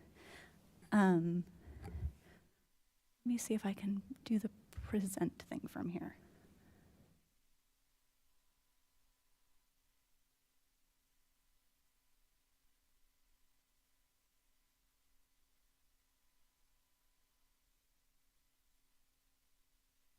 You know what, maybe not. I'll do a PowerPoint instead. Okay. There we go. Okay, it's a very cute presentation. Okay, so this slide just talks about how the SAC was formed in 2008 and gives us the opportunity to advise on priorities related to sustainable management of natural resources, energy, and water for the city. In April of 2022, we are aware that City Council approved the resolution establishing the mayoral and City Council strategic goals, which include a goal to explore a bag tax and a green revolving fund. And then our Sustainability Advisory Commission put together a resolution that we started discussing in December of 2022 to recommend that staff at the City of Urbana explore and draft a proposal to establish a carry-out bag fee in the city with the following recommendations and considerations. Globally and nationally, plastic bags are a big problem. Litter is a problem everywhere and in our community as well that leads to clogging of stormwater drains, pollution of local waterways, and collection of plastic bags and trees, also along our roadways and along fencing, especially around farms. One of the things that I noted driving to work one day along Windsor Road was that the lawn was mowed along Windsor Road in preparation for the races that we just had here last weekend, and there was so much plastic trash collected in those roadways that became really evident once the grass was mowed. We also have a lot of negative environmental impacts. It can take 300 years for plastics to break down in the environment. They don't really go away. They just break down into smaller and smaller pieces that then are, animals and critters then ingest, and that is not healthy for them or for us as it's introduced into our food stream. There are other possible solutions. The SAC talked about, should we do something like a plastic bag ban or propose something like that? Agencies, plastic bag manufacturing companies, they also like to say, well, we should do more recycling. Maybe only about 5 to 10% of materials that even get put into our recycling bins ends up actually being recycled in the first place. So there's certainly a problem with recycling in general, and what I think is that prevention of the use of bags, of plastic bags, and single-use bags in particular, maybe not just the plastic ones, but anything that's single use, maybe no longer has a place in our society, and that we should be more careful with our resources. So along those lines, we have discussed proposing a tax that incentivizes people to make their own choices at the point of sale, whether or not that they need that bag. We think that a bag fee will provide the city with a stream of revenue to fund green projects, can help fund equitable and environmentally friendly alternatives for the people who need them. I appreciated Ms. Nixon's comments about customers at Salt and Light in the community who may not be able to afford even just a few cents. That adds extra to the bill as they check out. We think that administration would require generally low oversight expenses. The program has been successfully implemented by other municipalities in Illinois that can serve as models. And there's also evidence that proves that, and that shows the plastic bag taxes decrease plastic bag use. There's a report from Chicago. There was a report that showed that the use of plastic bags went down drastically with the implementation of a tax, while also raising funds for other programs. So we've discussed, part of our proposal or part of the resolution was to consider a 10-cent fee on paper and plastic. I know that that's a different amount than the students presented earlier this evening, and I thought they said, okay, that the students presented earlier. So somewhere between 5 and 10 cents on paper and plastic checkout bags to cover negative impacts of disposable bag use. We also considered that SNAP and WIC recipients should be exempt from this, and that we could use the tax to also help fund some biodegradable or other plant-based alternatives. It does look like the SAC calculated based on information available from other cities, and given the number of people that we have in Urbana, so kind of those back of the envelope calculations would show a probably a high public response, so many people purchasing those bags would result in a high annual revenue of about $835,000 a year. And I think that this was just reversed on the screen here, but if there was a low public response, that people would purchase fewer bags, there would still generate revenue of a little bit over $100,000 for Urbana. I wouldn't quote us necessarily on those economics, and I think that an economic analysis should still be done for the city before an ordinance goes into effect. There's a few success stories: Ireland, Chicago, Edwardsville, Illinois. I'd like to highlight that disposable bag use decreased by 87% within 4 months in Edwardsville. So it shows that the 10 cents per paper and plastic bag tax did incentivize people to bring their own bags. So next steps, the SAC would recommend that City Council or administration works to draft a proposal to establish the carryout bag fee and related ordinance that would go along with that. Our recommendation is to make that cost around 10 cents per carryout bag, with the consideration given to allowing the retailers to retain 1 to 2 cents for that. Again, I think that these are things that staff would have to research a little bit more and figure out what specifically goes into that ordinance.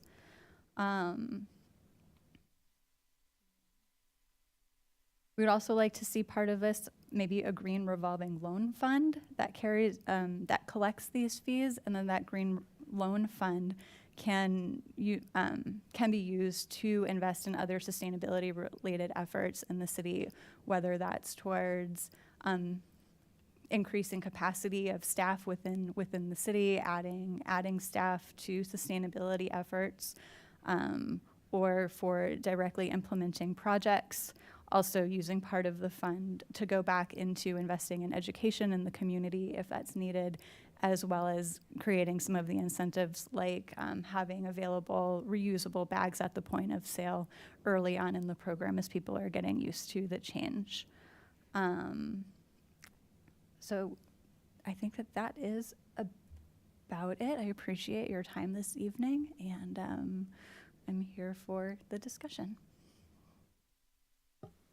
Any technical questions for Stacy? Chris? Mary Alice? I guess my only question was you had put 10 cents for both paper and plastic, and I'm assuming the reason for paper, because paper is biodegradable, is to encourage people to use non-single-use bags. Is that correct? Correct. We had discussed at the SAC, and I think again that this would be something for the city council and for staff to explore further. We know that that there is also an environmental impact when it comes to the production of the paper bags. They use more water in particular in the production side for producing a paper bag. So I think that the idea here is that it's really taxing the single-use bags at the point of sale, whether they are paper or plastic. And that was something that was discussed at the SAC. Whether or not that is what Urbana wants to implement is up to council and staff to work that out. Was there any discussion regarding exempting certain businesses or only making this applicable to specific kind of businesses? We did not specify in the ordinance like whether or not there should be this only applies to businesses of 5,000 square feet or more or something. I think that I don't have the ordinance in front of me, but I don't believe that we addressed that. Right. Thank you. Chris? Yeah, just a couple observations on how plastic bags live in my world. Where there's abolition, like Aldi's, it changes our behavior. We show up with reusable bags. If we do get plastic bags, like at Schnucks or other places, those get used to walk the dog, if you know what we mean. And I guess my question to you is, have you kind of talked to retailers as to how they feel about the tax, and would it be on them to collect the tax and pay the city? It would be on the retailers to collect the tax at the point of sale. So, at the checkout counter, at the register, if you're using a bag, then they would have to charge for that bag, and then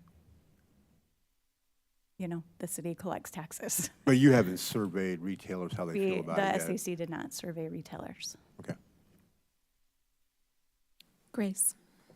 The question, point of clarification too, because the SAC resolution does say 5 to 10 cents range, right? So I don't know that we decided 10 cents as a hard thing, that the resolution is 5 to 10 cents, I think. Thank you for that clarification, Grace. Appreciate it.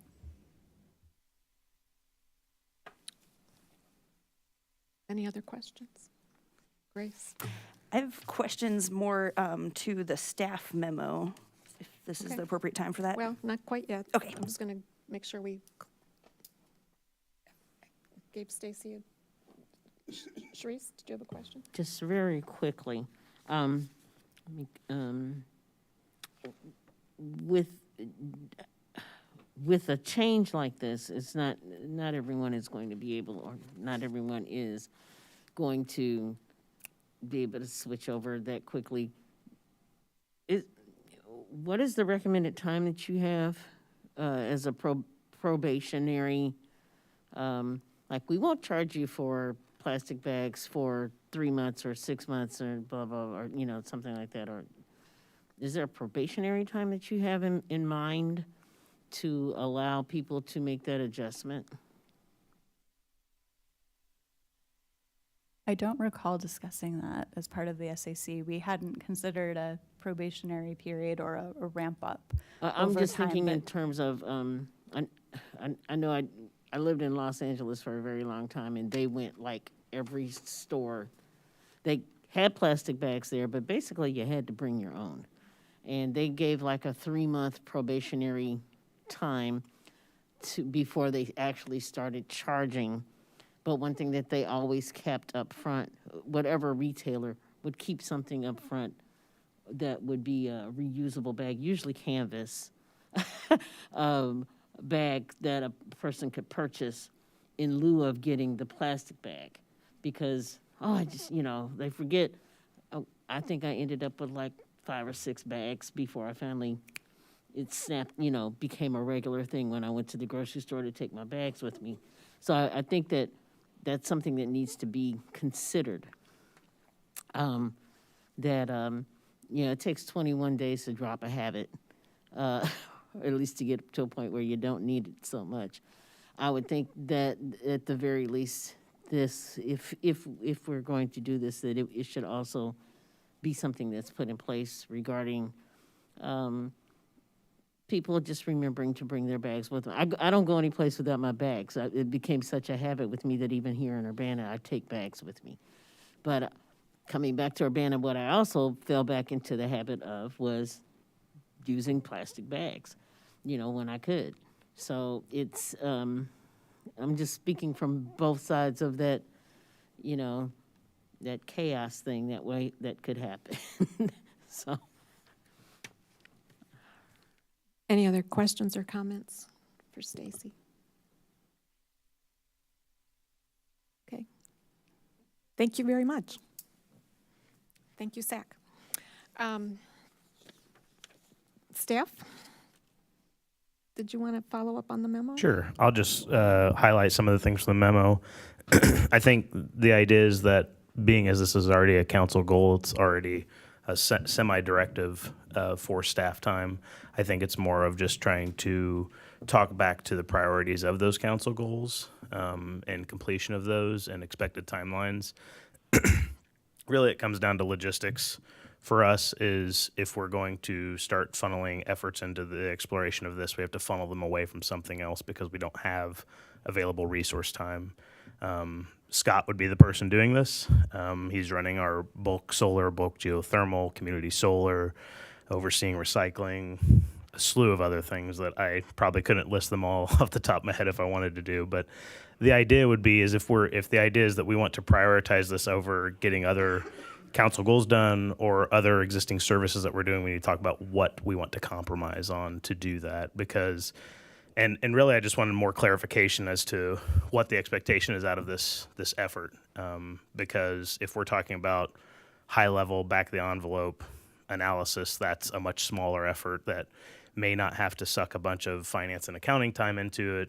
But if we're talking about doing more of that, doing more financial analysis of things, that's going to pull some finance and accounting time that we'd have to talk with the finance department about. If we're going to talk about community engagement, that's a whole other piece of this that takes a lot of time to do. And then just, what are the expectations of the use of these funds? The one thing, and it doesn't have to be that we are turning a profit per se on this, but if we're on the low end of these estimates, just extra administration from finance, accounting, public works to administer and collect these fees. If it's $100K, it may be like a wash as far as money goes, and we may not have a green revolving fund per se, but it may still affect change in use of plastic bags. That's all kind of dependent on the economic analysis. So, most of this memo is just asking the council, this is on our list. It's further down the priority, and it's contingent upon resource availability, which we don't have right now. So if we want to push it faster, then we need to talk about, do we want to prioritize it over something else, or do we want to talk about compromising some other services that we're currently providing?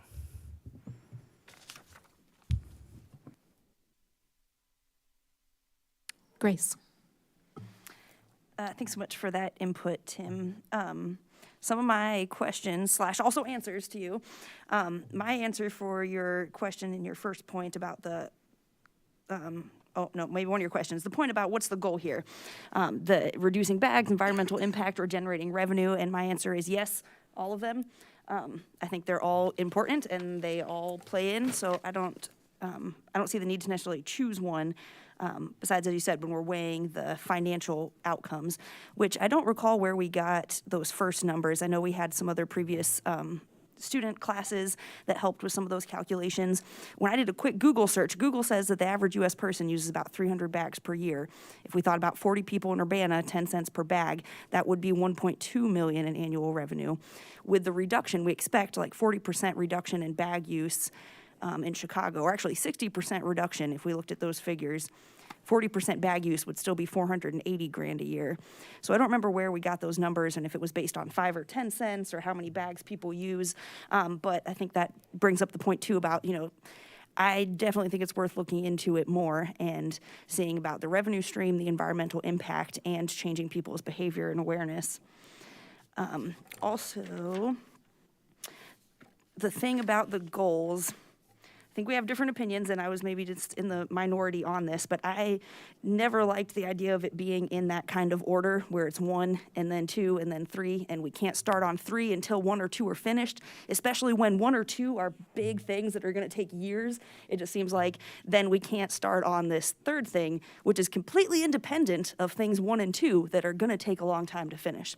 So I am in support and have been this whole time in not going strictly by that order, especially in our infrastructure goals and with this one in particular. So this is one that I'm absolutely in support of bumping up, and I feel like I can't quite weigh that decision about what do we have to sacrifice if it comes down to a one or the other thing. So I'm curious what those sacrifices would be. If we were to do this, it's kind of hard to tell now, what other things that Scott is doing currently would he have to cut back on in order to do this, and I don't have that information at this time, but I would definitely like that information in order to make this decision, because I think this is really important if we're going to push being sustainable, being accountable. Also, those 300 bags per person per year in Urbana comes to 12 million plastic bags in Urbana if we're going by that in a year. So, huge environmental impacts and huge potential for revenue. So I definitely support looking into it more. Chandra. Yeah, I agree with Grace. I think this should definitely be reviewed by staff as for feasibility and, implementation wise. I appreciate Stacy giving us all this information as well. Right, we can't say stop doing something and look into this when we don't know what that something is. I think you're asking questions of us, and I think we're asking questions of you as well. So what do we have to swap off in order to get this going? I think as this is a discussion, I think we need to continue to discuss this. Maybe like we did with before, come back in a couple weeks or a month and give us, some input about estimates and how implementation would look with staff time and all of that stuff, so we can make a proper determination whether this is something that we really want to pursue. Chris? So Tim, I guess another question I'd throw on your stack is, can you give us any estimate or sense of how much the plastic bags are clogging the system, like the clogging the drains or messing with your infrastructure, and how often are your people having to deal with these darn things? And could that be factored into the cost analysis? Like, if we had less of that going on, we would, keep things from getting flooded or that kind of thing. Just speaking to that one specifically, I would say that that's probably a negligible amount of that our staff time is dealing with it. It's more of an environmental nuisance to us. Most of these, yes, they will clog inlets and things like that. We had Boneyard Creek Community Day a few weeks ago. We collected a bunch of these down through that whole section of Boneyard Creek. They're out there. They're not necessarily causing the impediment of flow that is something that's quantifiable or significant, I would say. But environmentally, they're out there not degrading. So, Mary Alice. So just my 2 cents. The first one is that I think I would prioritize changing behavior over financial impact. It's always nice if we get money, but to me, the big thing is to change the behavior. I've seen this implemented in many, many different communities. My family lives in the Bay Area. This has been in place for a long time. They keep bags in their. They never used reusable bags until they started charging them, and my dad is cheap, so he's got a lot of them in there. So I wanted to give that comment. The other comment that I wanted to say was I feel like this is only part of the conversation because finance would play a really big part in any implementation, and we're going through budget right now. So if we want an update in terms of what staffing resources would be required, I strongly suggest we don't do that until the end of July or beginning of August to get through the budget season. But, so those are my points. And that's a fact, yes. Because this is as much a finance question as it is an environmental question in terms of implementation. So, Jaya. Yeah, I think that timing is important, but it's also an opportunity to make sure it's in the budget, right, as we're considering costs that might be associated with moving forward on this. I think we have a lot of really good information, both from the students who did a lot of research on this, as well as the SAC, just say that, to show the benefits, right? And a number of us have lived in communities that already have these bag taxes, and we see the impact on behavior.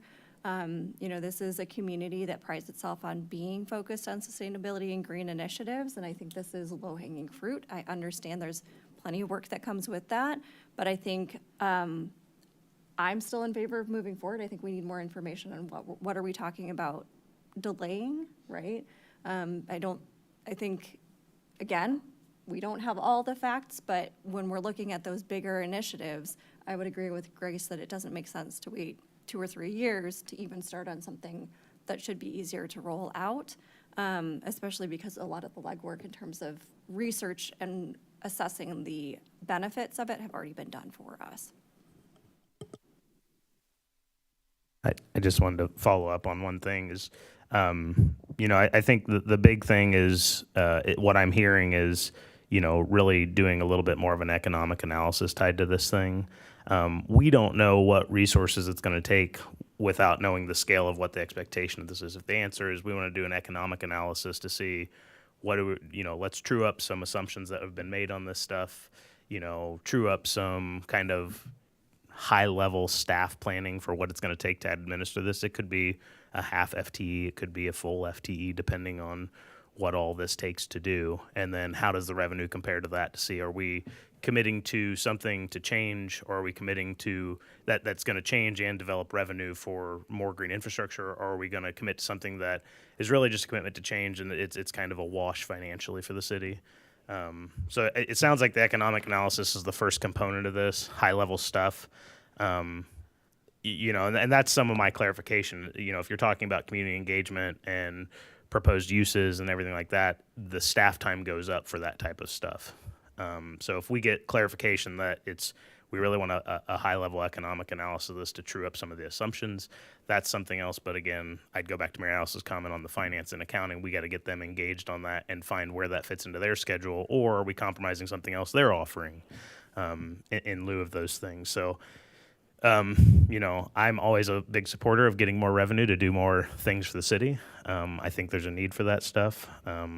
Just trying to find where this fits into the priority of everything else that we've got going on is the hard part. And if we can define the scale of what the expectation is of this effort, then we can better define what the resources needs are for that. Are we going to need 80 hours of finance accounting time and 40 hours of Scott's time to dig into this stuff to get to something that gets us to the next step? Or are we talking about a full-scale community engagement survey of establishments, all of that stuff. And that's some of the clarity that we're looking for here so that we can better inform you of, if you're asking for 120 hours, here's 120 hours of things that we do now that you guys could tell, that we feel are lower priorities, that you guys could tell us, yeah, do this over that. But if you're talking about something that's an 800-hour effort, it's we can't invent that. We just need more resources at that point, or we have to commit to a longer timeline.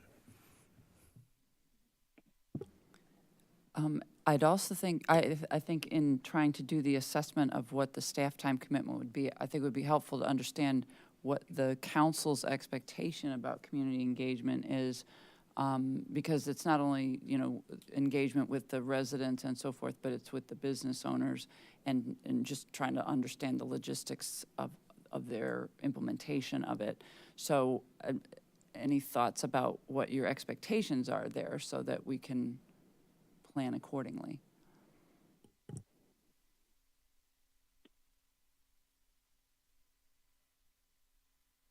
Grace?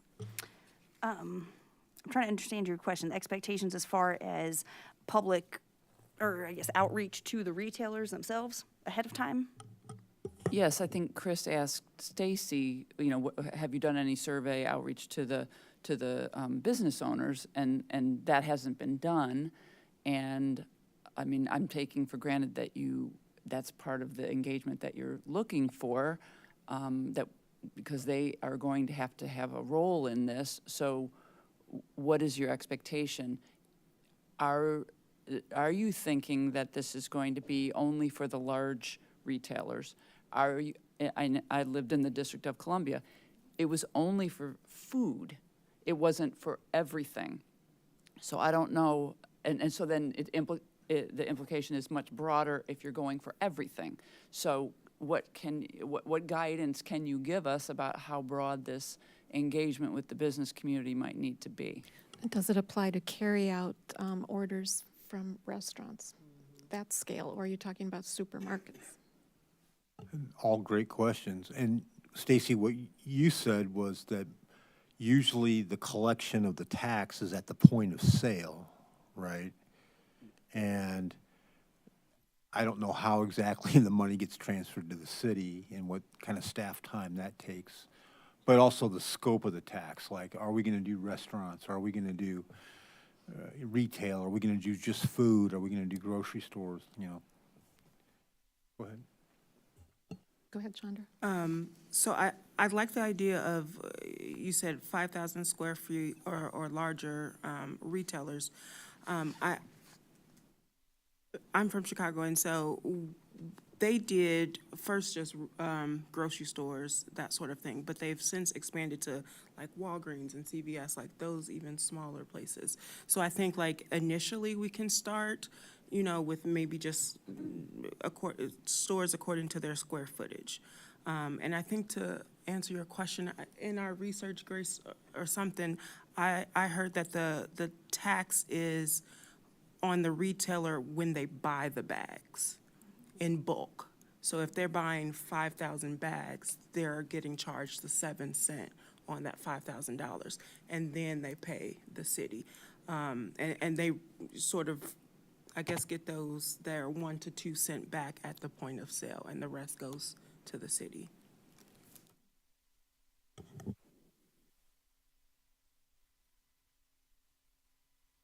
Go ahead, Grace.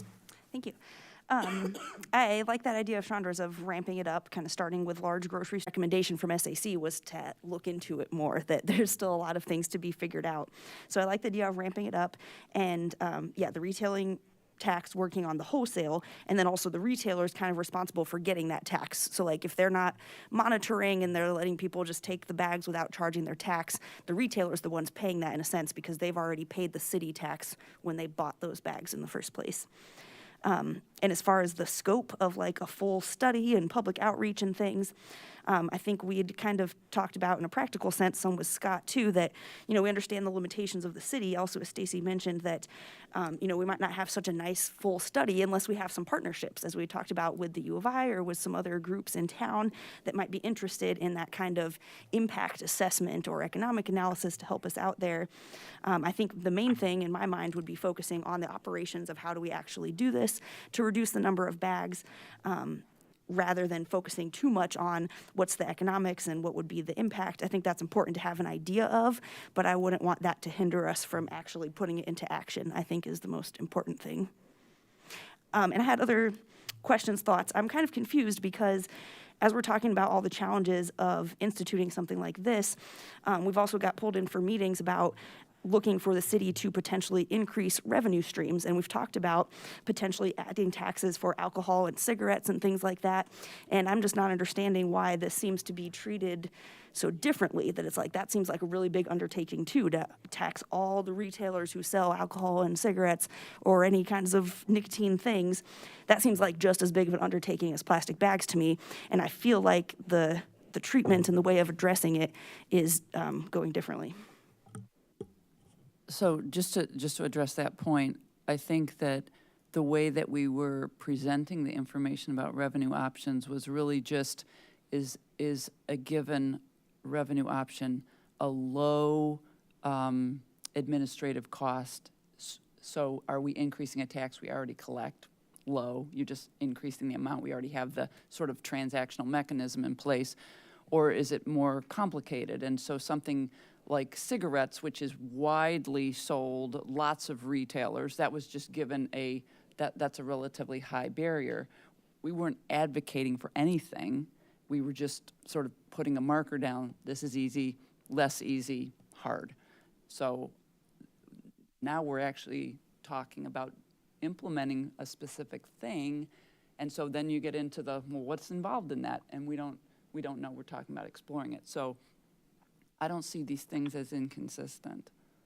So hopefully Diane, that helps. If I could make some comments at this point. I do want to say that, you know, I'm supportive of this concept, and I know it's being done in a lot of communities around the country. So large retailers, as we were talking about starting up with, have the capabilities with their point of sale systems to do something like this. But I think both Chris and Mary Alice kind of touched on the things that I feel are important as a goal, which I heard early on, you know, what are we trying to accomplish with this? We're not going to accomplish revenue with this. There's going to be revenue, but it's a disappearing revenue. If what we do is successful, to Mary Alice's change of behavior, the number of bags that are going to be taxed is going to go down dramatically. I think Chicago was 50%. There's other examples of 80 to 90% reduction in bag use.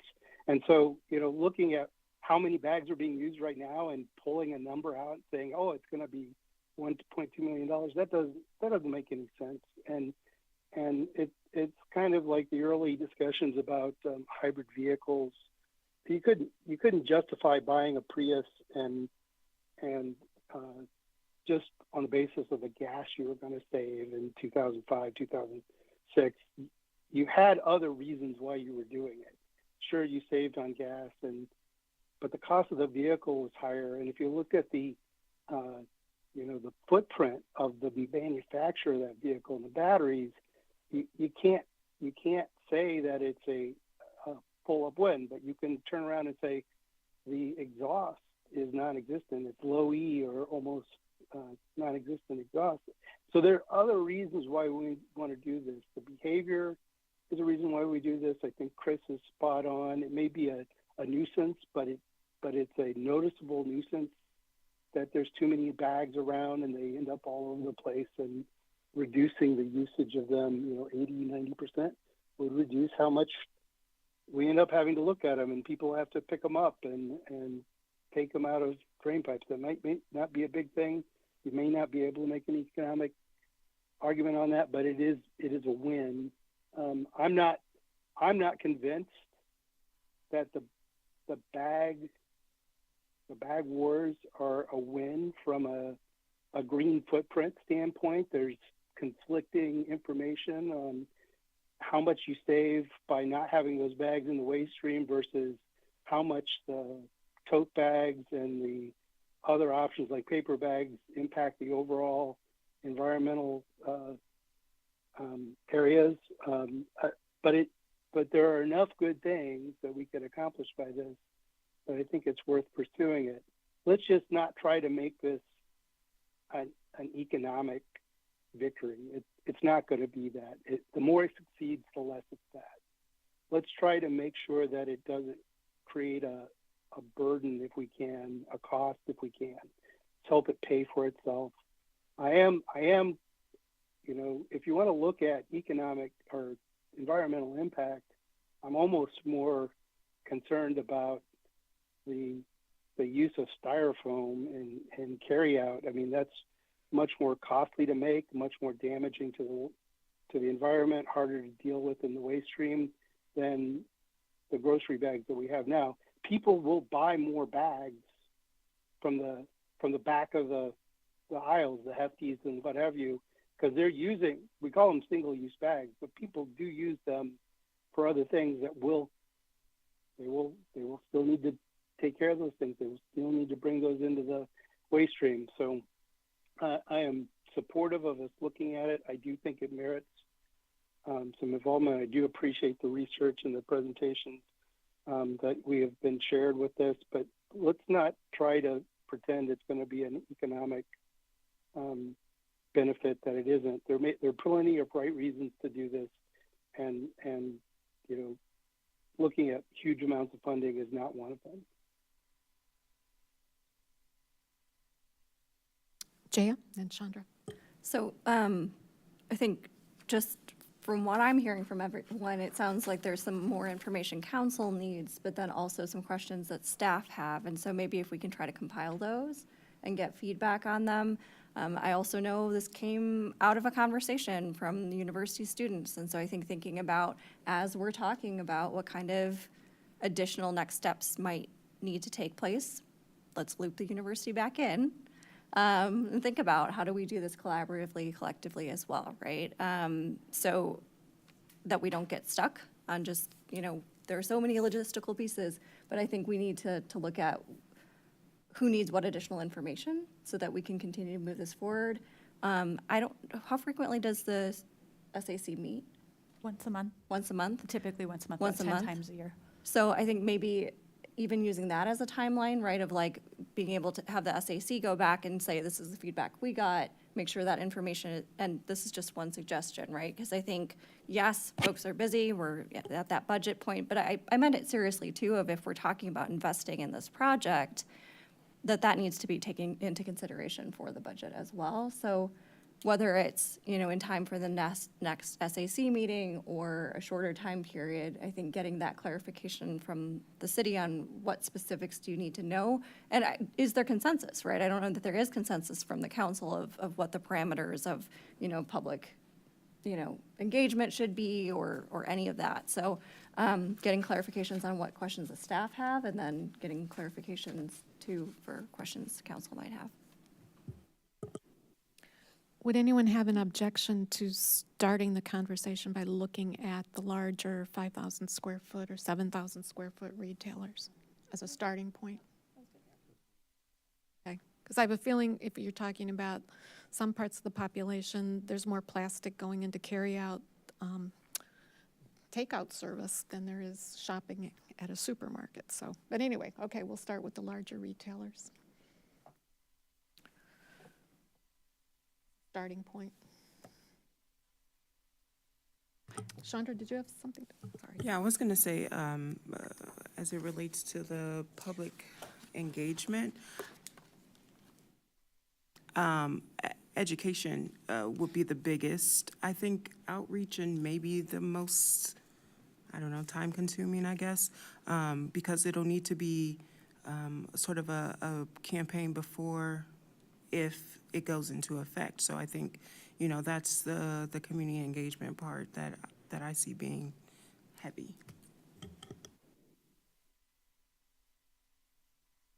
Grace. Thank you. Yeah, I agree with connecting and things too. And I also wanted to say to some of our U of I students in the audience too, to email us at city council email, and then we can have yours and stay in touch as well. I only have contacts with one instructor and one previous student, so I'm also happy to have any other connections. And we've got city council email to email all of us for any awesome class things that you guys have going on and want to be a part of. We can definitely use some help, as you can see. And so could I also just clarify, because I appreciate that, Diane, clarifying that looking at, so starting with large retailers, and you're saying having staff kind of look into what that would take, and then we can loop back around on this at a later date for an update?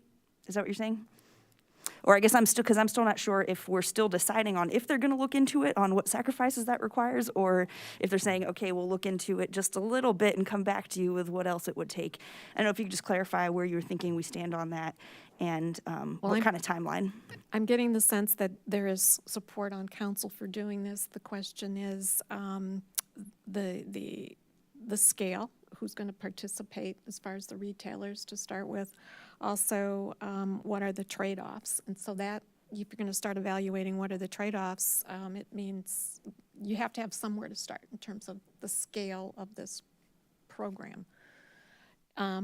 Dealing with 10 large retailers is a lot easier than dealing with 1,000 small businesses. So there's that to think about. If you're including all the bars, if you're including all the drugstores, if you're including all these small locally owned businesses is another thing. So, but if we had a starting point of the few larger retailers in town, that would at least give us some information. And I'm just thinking off the top of my head here. I think what we can do to sort of move it forward is there's certain baseline things that are going to have to happen, and we can give, we can get whatever estimates we have. And then to the extent we go, look, we've got, I'm going to make up a number, so nobody quote me on this. Let's say we have 20 chains, and we go, what if we went after the big chains? And so we have that versus a much bigger number of small businesses that are more locally owned. And we said, okay, for that effort, this is what we think the staff time commitment is.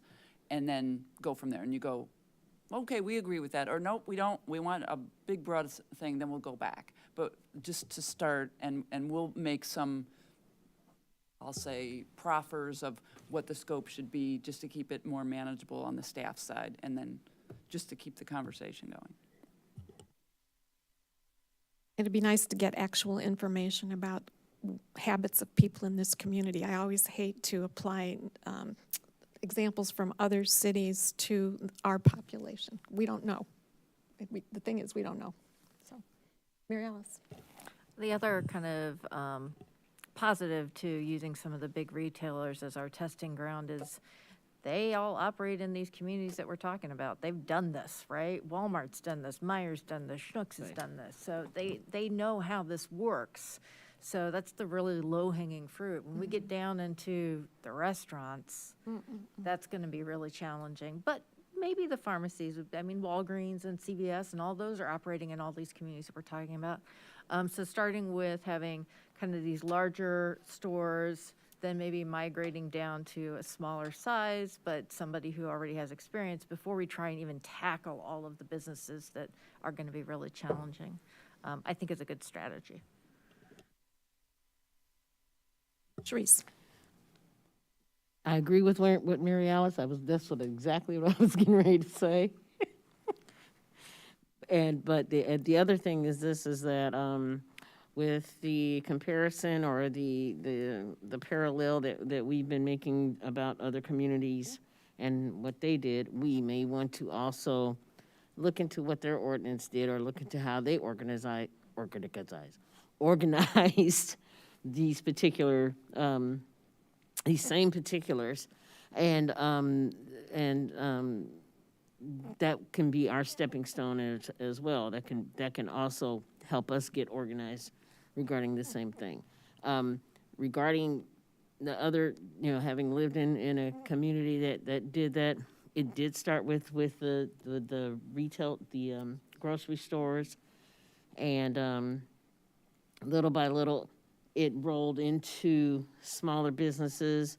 Some smaller businesses actually never, there was a different tax regarding that because they were small businesses. It had to do not necessarily with square footage, but how many people came through the door as much, I think. And because I think some small businesses were actually exempt because they just didn't use plastic bags that much, it is, and it's something that, that I think we would actually gain more information by asking another municipality that has done this, what it entailed, what they did, what steps they chose.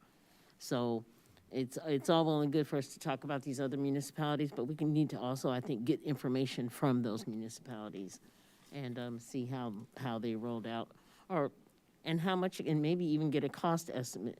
All of those things are available to us if we just ask. Grace?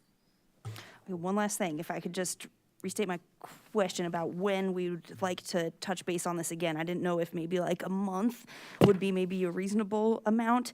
I think it was important, Jaya's point about, I hear Diane's point about, finance department being busy with the budget until then, but I also hear Jaya's point about, well, if we are going to have any planned funds for this, that would be something good to know before the budget, that if it comes back and you say we need a full-time or a half-time person added under sustainability office to be able to do this, I would move and support that for this budget. And then, we could do it afterwards, but council can't initiate a budget amendment, so unless it comes from exec, that's not a possibility. So I would be curious before the budget, if possible, if there would be a tangible fee, like a charge for the city that we would need to plan for in the budget. And I don't know if that's a reasonable kind of look into it time or not. But we can still make a budget amendment if it's so needed. If we end up with a part-time person or a full-time person, that, whether or not, to me, not getting it right as much as possible as it's being rolled out is more important than wondering or worrying whether or not we're doing it in time for budget time. Because budgets can be amended. So we can amend the budget to include all that. I don't see anything wrong with that either. I don't think of it this or that. I think of it this and that. We can do it either way. I think it would work either way. Not sure if you're asking, my comment was that council cannot initiate a budget amendment. No, we can't, but we don't, I'm just saying, we can always initiate and say, well, it looks like we might need somebody full-time. So that's why we have the finance people. So would a month suffice to bring back some information? We'll get you something in a month, and it might be that we can't get finance, we can't get their attention, and so we'll have to deal with it that way, and then we'll all be dealing with it in real time when the budget gets passed, because, I mean, we'll have to decide, it's about resource allocation at that point, and we are in the throes of that now, so if there's going to be decisions made about adding, it may come at the expense of something else, just like our time. So we'll get an assessment and bring it back. And that assessment might be when in the future we can tell you, or the assessment might be, here's the number of hours we've estimated, and that equals, some fraction of an FTE or whatever. So we'll continue the conversation in about a month, but I'm not promising what feedback you're going to have at that point. But we'll try to give you something substantive.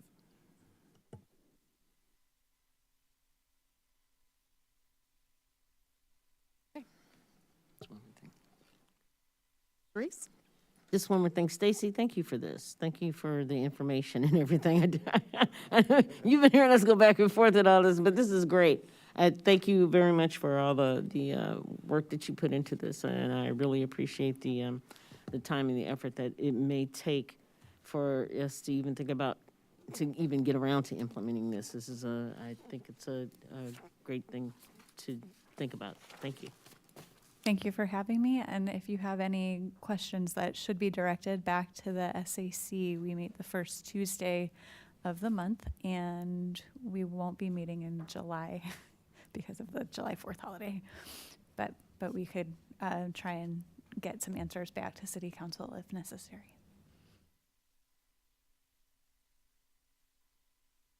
Okay. Thank you very much. I think we have enough to work on.